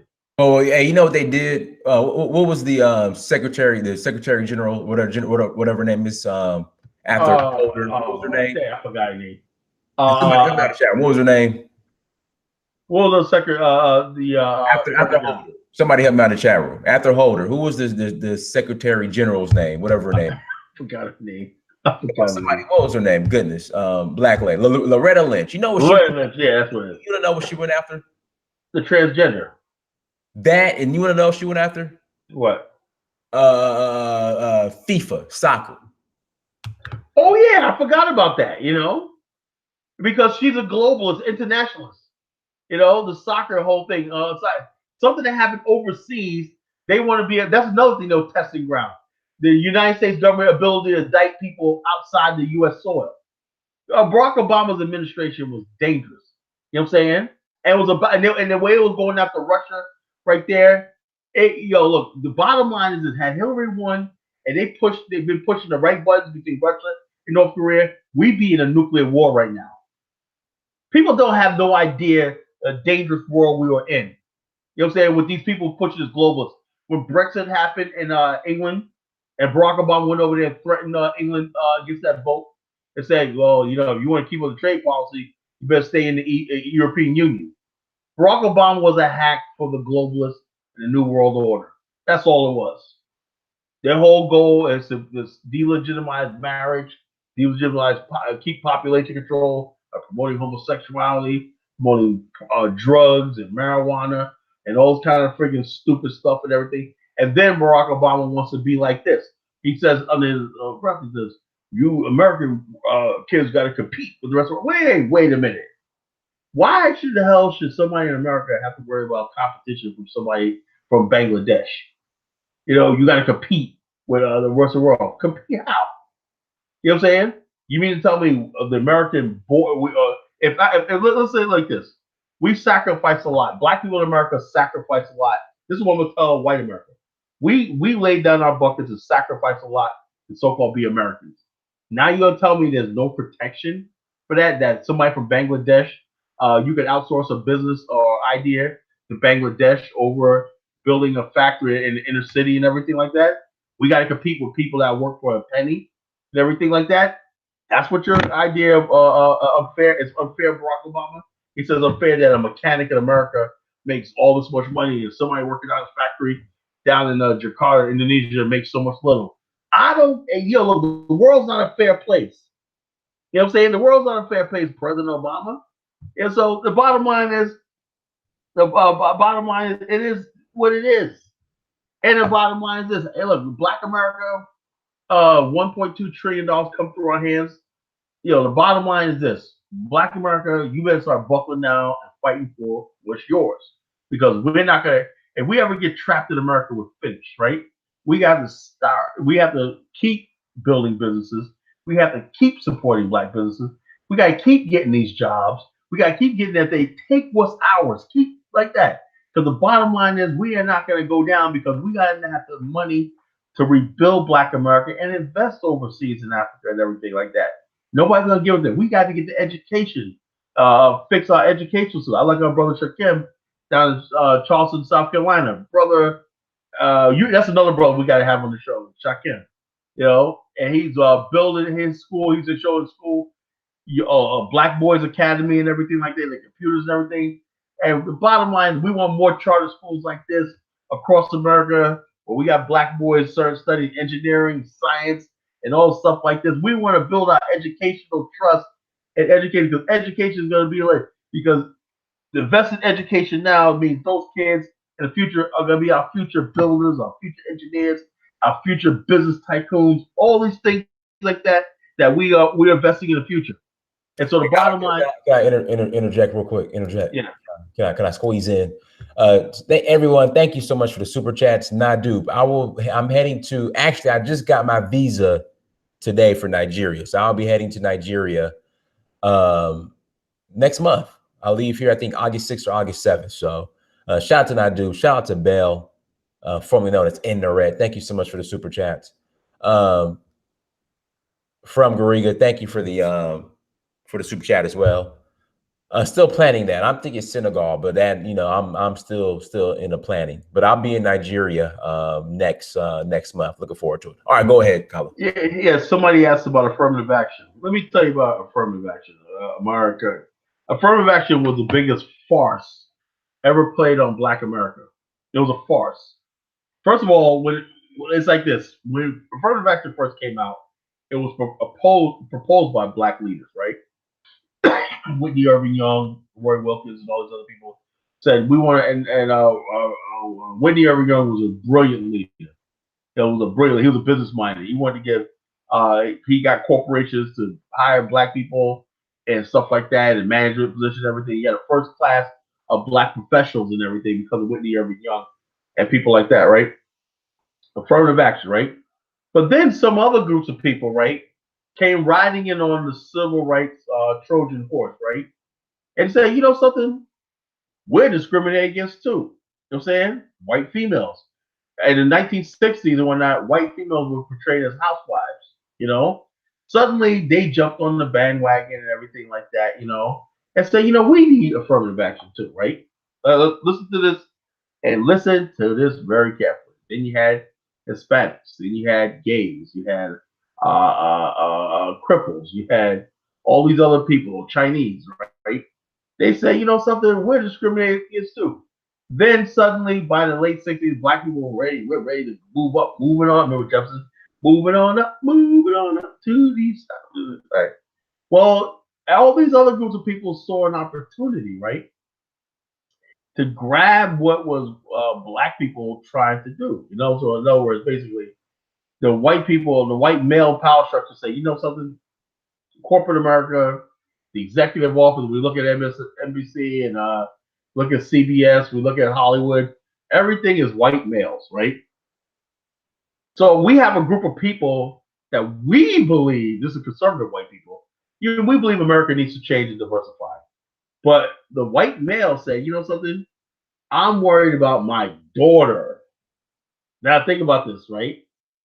She's a woman. She's discriminated against and everything. And remember something. When you talk about and right now, white females make up the majority of college-educated people in America. White females have succeeded so far in corporate America that they dominating even over white men. You know what I'm saying?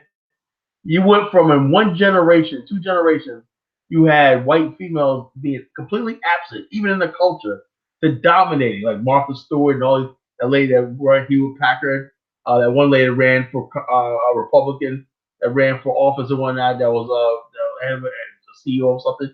You still don't see black women. You do have black CEOs and everything, but not as frequent as that. when a black man's a CEO for private country. Did you see CEO?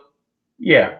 No. In corporate America, for the most part, what I'm noticing, the highest a black woman will go up the corporate ladder is HR. Yeah. But you do have one or two black females as CEO. True, but one or two, you know? what's consistent is, from what I've noticed, is HR. Yeah, HR. Yeah. Or executive. It's HR. And but the point I'm trying to make is this though. Those opportunities, right, was really supposed to be a gift to Black America for suffering slavery and deciding that you want to become Americans and this and the other thing. But the white people made sure that the only that was curtailed by bringing in white females, right? Because once you have white females in there, then bringing in black females, Mexicans, Chinese, all these other people, and then the talk wasn't about exclusion of black men anymore, which really brought it up. Think about it. If it had not been for the black people in the civil rights movement and the protests and everything, it would never happen, right? But the people who least benefited from it were black African American males. Now, to be honest with you, you know Ann Coulter, right? I heard Ann Coulter say, right? She goes, white females never needed affirmative action. She goes, the only group of people that needed affirmative action in America was African American males. You know what I'm saying? Because they were historically locked out and discriminated. And their bottom line is this: the reason why you want to give affirmative action to African Americans so they could build their communities. We didn't do that. She goes, we don't owe nothing to Mexicans and Chinese people. They came here voluntarily. She goes, America owes a debt to the African American male slave descendant. You know what I'm saying? Hold on, whoa. He said Ann Coulter said this? Ann Coulter said that, yes. You know what I'm saying? Ann Coulter said that. And this is what I'm talking. I heard even Donald Trump even say that one time. I've heard Donald Trump say that one time. You know what I'm saying? But the bottom line, but that don't play to like a lot of conservative bases, because a lot of conservatives don't think black people should have anything at all. They said no. If you're the bottom line is this, you know, and the bottom line, when this nationalist movement that we have take off and everything, white Americans gonna figure out it's too late. When other African countries and everything global start embracing Black America, and they look up, wow, geez, man, we don't have a hold on Black America anymore. How do we lose these people? Because they were playing with us. So when people talk about affirmative action, we gotta get out there and talk about affirmative action. They're only talking about their little thing. They illegals are looking up for illegals, Chinese looking up for Chinese, and everything like that. The black man in America never really had his day, you know. And somebody like Ann Coulter said that. You know what I'm saying? You know. So what you call? So like I said, Google, if you don't believe me, Google Ann Coulter and look up what Ann Coulter said about affirmative action. And she was like, look, the African American male is the one, not the female, really, but the African American male for the sole purpose of building black communities. You know what I'm saying? Those are the ones who needed affirmative action because they were racially discriminated against because of their race. And we brought them over here and we have a responsibility to them. Anything less than that is racist and unjust and inhumane. Now we have all these other people coming over there that are hungry. African immigrants. Some African immigrants told me we have just as much right to affirmative action as you do. Huh? Now I understand what African. What? I said I love you to death, man, but come on, you can't get on a plane and come over here making demands. You know, you come on African immigrants come over here. I got all this opportunity over here because you don't like me because I know why. Because white people rather deal with you, right, than us. You know, to us they have to really come correct. They can give you anything. You know. So Ann Coulter did hate on my Nigerians. The bottom line is what Ann Coulter and all these people are saying. You have all these black immigrants, and no one else is saying it. I mean, Yvette Carnell, give her credit. She did address this. You got a lot of people from the Caribbean, all these other people like this. And the bottom line, they come over here making demands, joining left-wing causes. Yeah, this and the other thing. And the bottom line is the only people that white America really have any responsibility to is African Americans. That's it. You know, once we get ours and everything, then you talk about whatever beef you have with them or what they did in your country, whatever like that. But the black man in America, until we get justice and everything, nothing's ever going to happen. Nothing's going to change or whatever, you know. So that's people don't even think. if Trump wants to have us to have our own nation, he needs to sit down with us, and we can make it happen. You know what I'm saying? We'll be gladly to say, boom, let's build our own nation. The bottom line, we can solve his problems, America's problems, in one freaking generation. You know what I'm saying? Because the bottom line is, what's going on right now is not working. It is not working at all. It's not working at all. So like I said about Black Lives Matter, there was nothing ever real and tangible. So the bottom line is, no, the organization. Let me tell you something about how white men think, right? They don't get upset over you yelling Black Lives Matter, Black Lives. That don't get them upset. That don't bother them. You know what bothers them when you got something real and tangible that you want to do. You know what I'm saying? You got something real and tangible that you want to do, build or whatever like that. You got some solid proposal. Then they'll be like, okay, well, this is going to cost me money. They don't give a dang about that. They don't care about that. Oh, Black Lives Matter. There's a bunch of overweight, a bunch of black women running around yelling Black Lives Matter and just saying, yo, you sure yet? That's not bothering them. They don't care nothing about that. They don't care one single bit. All they care about is if you can hurt their pockets and you can take something from them. You know what I'm saying? If they can frame it as Black Lives Matter basically came in here, they demanded that Fox News hired 10% lay off some of their white workers and hire their staff, everything. That's something tangible that they're taking away. Affirmative action program. You know what I'm saying? Immediately. You know what I'm saying? We're hiring people right here. We're hiring females right here. That's if you're doing something tangible and they say something, then I believe they are serious. But other than that, they just basically say that because they tried to gin up a white backlash, and it didn't work. Because the bottom line is, if white people backlash, they were stupid because it's like you holding up a magic show and everything. Like people think whatever trick you're trying to do, and then they go look at one night and say, "Oh, there's nothing there." There was nothing. There was no there. You know what I'm saying? It was a hoax. There was nothing there. They had nothing. They had no organization. They had no institutions. They had nothing to do with anything. Proof of which, after the election over, they disappeared. Hocus pocus, Alakazam, they are gone. It was a missed opportunity. You know what I'm saying? It was hijacked. It started about black men getting shot and morphed into something else. It was hijacked and morphed into something else. And no one even cares about it anymore. To the point to the fact that people get shot nowadays by police, no one even shows up. That's what happens when you take the steam out of a movement. You know what I'm saying? You hijack a movement, you take the energy out of it, and now people feel completely helpless and powerless and hopeless. And like I said, the only solution now is nationalism. What leads us to nationalism? What is your boy that hate us so much? That you're not hate us, but what does he think about nationalism? Guys, does he listen to these shows? I don't know, but as far as we'll just keep it simple. As far as Black First, we can't because we are. How did they put it?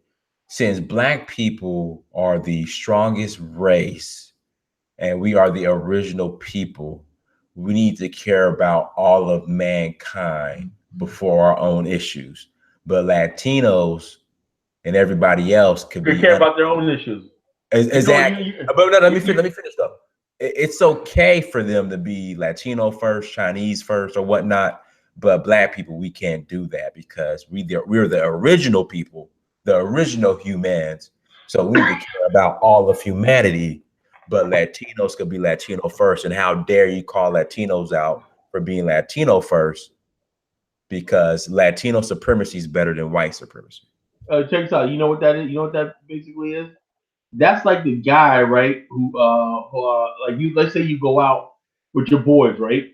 Yeah. Remember you was out with your boys. Everybody was like, "Well, who's gonna get the girl tonight?" Remember that?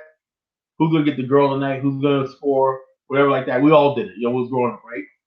Now, the bottom line is this: the sucker dude in your crew, he don't mind being the driver or whatever like that. Everybody else is hooked up with somebody and everything. And he's like, yeah, man, we had a good time. You remember like? No, but everybody else hooked up. But what about you? Nah, man, but we were chilling, man. We were chilling. Yeah, but everybody else hooked up. Yeah, we was down there. We had some food. But did you mean yay numbers? No, that's how they're trying to clown and play Black America.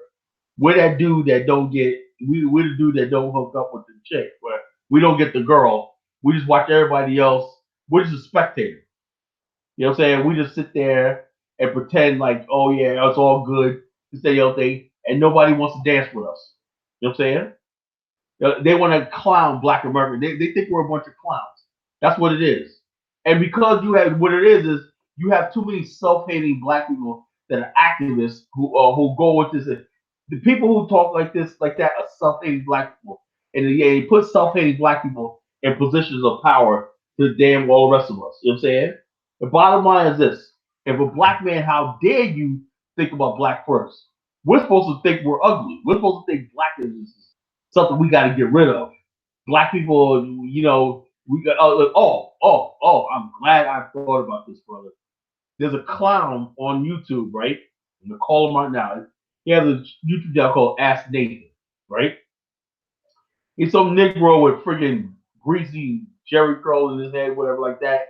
Nerd. He's always basically hounding Latino girls. Yo, what about Black and Latino? Always asking Latino girls, Dominican girls. And I'm like, I put it on the page yesterday. I said, what does this clown have an obsession with Spanish girls? He's like, then he got mad. He responded back and said, well, I really want to fuck your mother one night. Dude, you're living in New York. I hope I ever go to New York and see you in the street one day. You say that to my face and see what happens to you. Anyway, the bottom line is this. This dude is a race traitor, absolutely embarrassing. He's always with Dominican, also Dominican like Black men and all this kind of stuff. But all that. Well, let me ask you a question. What the fuck is so special about Dominican women? These women. The accent. That's the only thing I think. You know what I'm saying? And whatever like that. The bottom line, these women coming from friggin' dirty countries that a lot of them don't even bathe themselves right. You know what I'm saying? And it's nasty. You know what I'm saying? And you talk about Dominican women just saying because they got light skin and good long hair and whatnot, you just all over them and whatnot.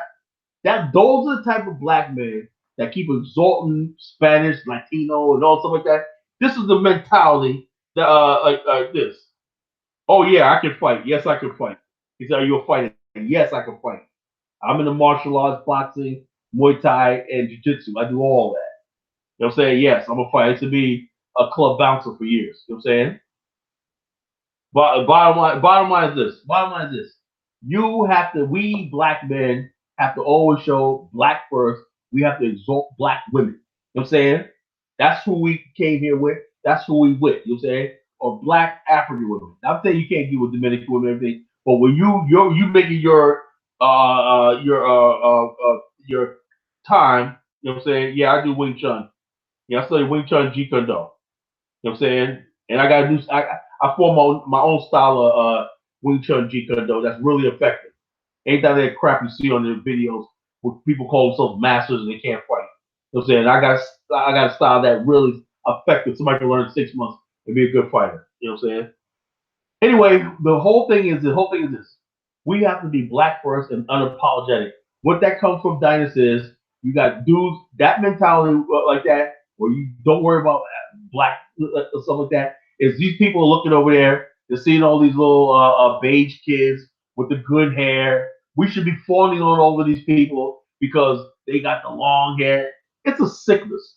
Black people naturally don't like, I love myself. You know what I'm saying? If you can't say it like this, the bottom line is, I don't care. Look. I wish these people a lot of luck and everything, but you got a lot of Black people who are like, oh, these people are superior to me because they got that straight hair, they got that long hair. You know what I'm saying? They deserve to be here. You know what I'm saying? They deserve whatever. They deserve what I got. It don't matter if they take my job from me and everything. I'm less than they are. And I'm not telling you to go out and hate Mexicans and everything like that, but you got to put yourself first. You got too many Black people that basically look down on themselves, and they naturally want to take up somebody else's cause, and they don't even know what your own cause is. It's just a sad, sad situation with Black America. The bottom line is we have no obligation to these people. If we say we don't want to be involved, that should be the end of it. But people don't even respect us enough to be like, something, Black America, that's not involved with this, leave them alone. They're gonna keep browbeating and shaming us and telling us, oh, we're wrong. You know what I'm saying? You're cooperating with white supremacy and all this kind of stuff because we don't want to get out there and basically fight for this. You know, I don't think a country saying that we have borders and you're gonna have coming here legally or not is being racist. I don't think so. Am I missing something, Dinus here? Especially when you go to their country. Here it goes. Here it goes. If you agree with having borders here in America, you are a white supremacist Nazi. That's what I was told. I am a white supremacist Nazi because I believe in borders. But damn it, me being descendant of the slave trade, and I go to Nigeria and try to illegally immigrate or go without a visa, they're gonna detain me and throw my ass out. Yeah, and the bottom line is try to go to any other country in Africa without a visa, without all these documents. In Ghana, it's 7 years before they give you right to abode. They want you there 7 years, while they suck all the money out of you with those fees. Every year you gotta keep re-registering and everything. After they suck all the money out of you and everything, after they rob you of your leasing land and everything, then they might give you a citizenship. After they put you through another humiliating process, they're gonna give you a so-called citizenship. Look, bottom line is this, man. I think Black America got a lot to offer any African country. And the bottom line, in a couple of years, it's gonna be them coming to us, saying what they can do for us. Because I'm not sending my people no place that they gotta be treated like second-class citizens. That's just the way it is. We're the ones. We're Black people coming from North America and whatnot. We're the ones that can make or break Africa. You know what I'm saying? We're the ones that can build Africa, not them. You know. So the bottom line is, if you want to keep your little fiefdom the way it is, when with no electricity, no running water, you know, poop in the streets and everything, and you guys don't want to do anything, hey, go right ahead. Go right ahead. But the bottom line is, the country that basically embraces Black America and says you can have this, boom, boom, boom. Let's build together. Let's rebuild the bonds. That country right there will be on top of the world. You know, we'll create 100 Dubais. But the bottom line is this: when you go to any country in the world, you know what I'm saying? They ask you for your papers. They ask you for your documentation. You know what I'm saying? Okay, you overstay your visa. Singapore had a thing where you overstay your visa, they cane you. No, let me tell you what. Did I already tell my story beginning of the show about what happened when I was in Togo? Yeah, you said they went across the border. Yeah, you said they went across the border and they said they were going to detain you. Basically, if I didn't pay the fee, yeah. Before I left at the airport, about to leave. Before you get on that plane, you pay your visa fee. If not, we're detaining you. Yeah.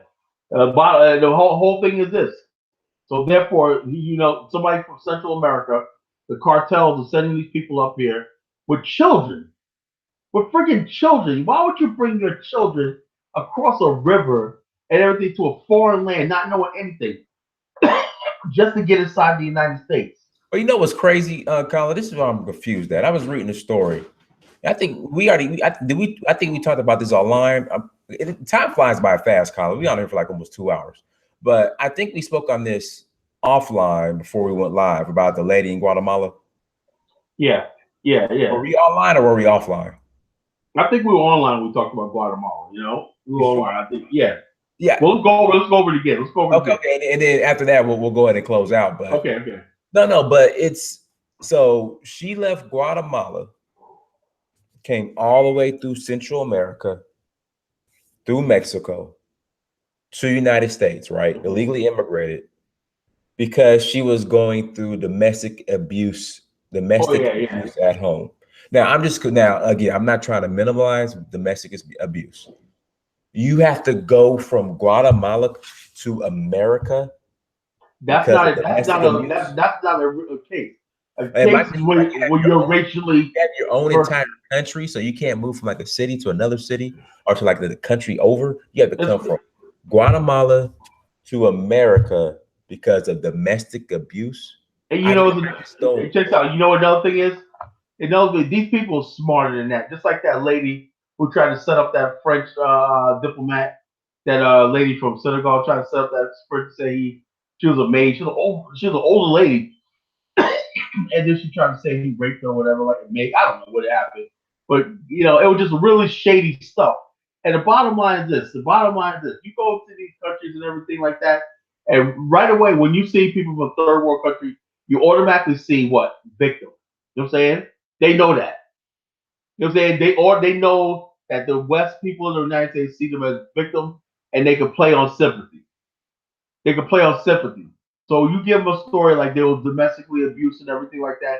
People are like, oh my God, come over here. That's what they tell them. You know what I'm saying? Because Americans, people, even black people, all are with sympathetic to people who are downtrodden. You know what I'm saying? But at the same time, the United States cannot afford to be doing this. It's just a principle thing. Listen, well, you're a black man. What do you care? I do care. Because we still got a community here that still got to eat. You know what I'm saying? Who do you think these people are going to compete with? You know what I'm saying? And then we have Latino gangs. People don't stay victims forever. You know what victims usually turn into? They turn into predators. Latino gangs have driven black people out of Compton, Crenshaw, all these places that were once black. I can't believe what I'm seeing. Mexican drug cartels and Central Americans have basically taken over black areas, regentrified them, and now there's a race war going on. Not just gang warfare. A lot of these, you see the picture where the Latinos are doing neo-Nazi salutes. A bunch of the bottom line is this, right? Let's get these people the hell out of here. You know what I'm saying? Let's start with that. My whole thing is get them the hell out of here. Let them practice their racism and white supremacy south of the border. Let's get them the hell out of here. If they get no support from me. Well, Colin, no, they're not going to get a chance to harm us. You know what I'm saying? Let's just support Trump on this. Get them the hell out of here. Get them out of here. Get them out. MS-13 carving people up in Northern Virginia and Long Island and stuff like that. Get them the hell out of here. Get them the hell out of here. You know what I'm saying? And then you can talk about other issues and everything like that. But with one thing we do not need these clowns coming up here doing what they want to do. I see this one MS-13 guy. This guy wreaked havoc in Charlotte, North Carolina. They took over this Hidden Valley apartment complex and everything. And these guys are so brazen. I had to say something about this, man. This guy was like, yeah, I know. He just confessed to it when I knew he was facing a death penalty. He didn't care. He was facing the death penalty when he came back, to try to finish somebody off. Knew he was going to get captured. These dudes don't give a damn. And I'm saying to myself, this is what you want here? These MS-13 people are no freaking joke. They don't have no boundaries or in the country illegally. I can't even drive down the highway without getting pulled over. I get roughed up by the police, whatever like that. These guys just brazenly carrying guns state to state and everything with no documentation or nothing. How the hell is this happening? You know what's crazy, Kala? I could point this out to my friends. They will attack me for causing the divide, the minority divide. I'm causing. There's no minority. That stuff is played out in the 60s. This is a new time and era. That minority. Let me give you another example. What I'm talking about. We're gonna close out. There was a non-white urban culture of the 50s, 60s, 70s, and everything like that. Bruce Lee was part of it. You know what I'm saying? Did you see that urban showcase thing they had in New York last year and everything like that, where they brought the guy that used to play the Five Deadly Venoms, Liu Feng, over? He was a guest of honor for Five Deadly Venoms. He played the Five Deadly Venoms kung fu movie back in the 70s. They brought him over, but the whole thing of this guy Eugene Robinson, the reason why he did this, he said, look, there's an urban culture that transcended race in the 70s. There's a genre. The 70s and everything like that, the urban culture, right? So there was some sort of unity between Latinos, blacks, and all these other people based on the urban setting. Hip hop was big, this and the other thing. Now we got things a little differently, you know what I'm saying? Chinese basically moved up out of the so-called, it's not, the reference of non-white people for the most part is not forward urban anymore, you know what I'm saying? You have a suburban culture growing among Latinos, blacks, and other things, and people more affluent, right? As people get more affluent, right, they tend to stick together in their own ethnicities. You know what I'm saying? You don't have that urban mixture of people, of ideas and everything like that that birthed the hip hop and everything like in the Bronx and everything. The Latinos of then are not the Latinos of today. You know what I'm saying? The Latinos of today were part of the urban, okay, with non-white people, with third world, whatever like that. That's not the same thing as we are of today. These people are not coming over here, moving into black areas and socializing with black people. Puerto Ricans and everything like that back in the day moved into black areas. They were marrying black people. They were listening to our music and everything like that. Most Puerto Ricans had soul music in their house. Same thing with those Chinese, whatever like that. Those socialization back in the days, So people of color felt more connected with each other. And that socialization translated into politics. You know what I'm saying? These people are disingenuous when they try to use that would you united us back 40 years ago today. Because even Africans who come here, they got their little Nigeria, little Senegal, Haitians got their little Haiti. I said, why do we got a little Haiti in Harlem now? Haitians used to be part of our community. You know what I'm saying? Jamaicans used to be part of it. Now everybody's segregating themselves into little Jamaicas, little Haitis, little Nigerians, everything. But yet they want black people in America to be like, oh, it's all good.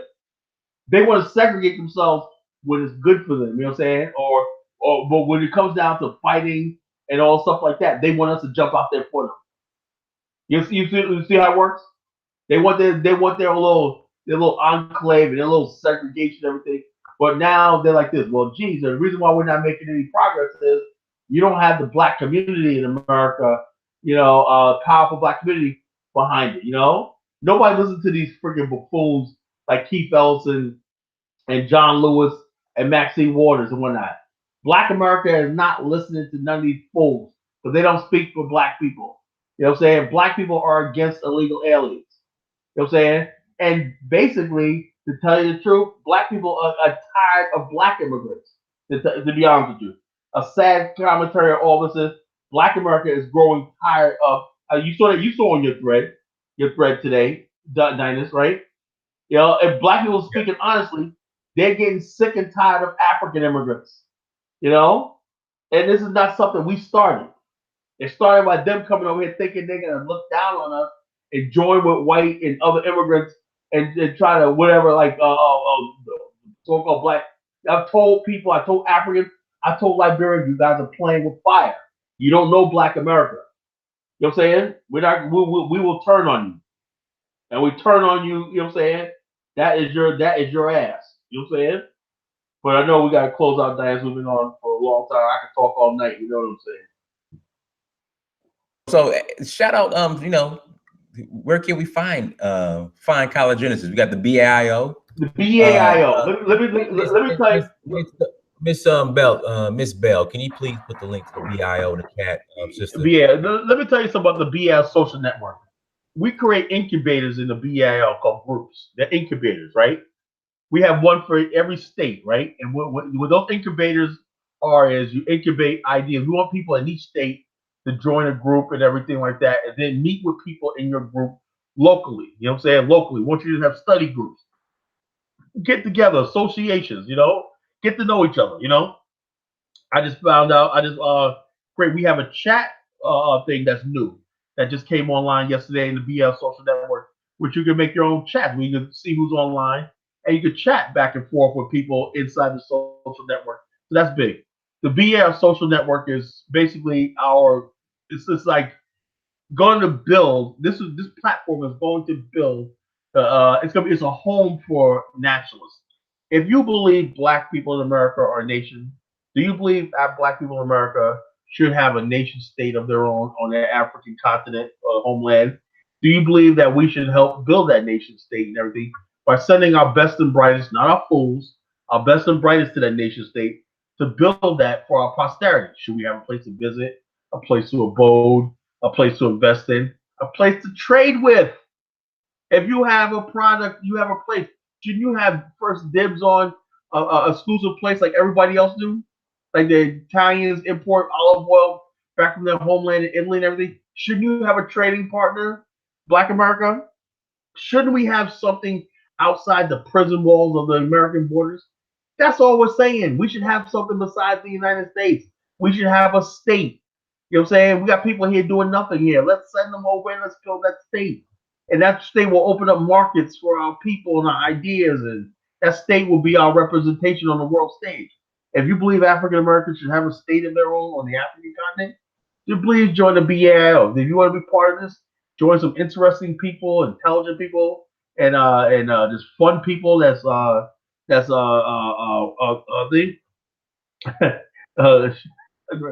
What kind of sales pitch? Hey, I'm trying to sell the social network, you know. And I'm trying to sell the social network, you know. Bottom line is this: hey, look, it's a fun place to be. You know what I'm saying? A fun place to be. You some interesting, cool black people. Nationalists aren't all kill, cracker, white power, black power, blah, blah, blah, blah. We're just ordinary people. We understand that you have a job 9 to 5, or you live in corporate America. Some of you may be in the military. We understand. We ain't asking you to do no lifestyle change. You may know other people of other races. We understand who you are. What we're saying is that this is a place, a safe haven for sanctuary, a safe space for people who believe in nationalism and black unity, and that main thing is nationalism. It's a safe space, you know. So if you think, I'll say somebody, Cody said, Lil Hay was created out of necessity. What necessity? Because no one used to mess with Haitians back in the day. But get the hell out of here. Half my friends were Haitians growing up. Let me say something, right? Let me say something. I'm sick of this. I grew up in New York, right? Half my friends were Haitian. They basically, matter of fact, do you know that the majority of black when I was going to school, all the black kids that went honor society were Haitians. You know what I'm saying? The African American kids were cool. We're the cool kids, right? All the Haitians were not. You did not bring no bad grades, or they all got straight A's, and they were all in the nerds, the geek clubs, and everything like that.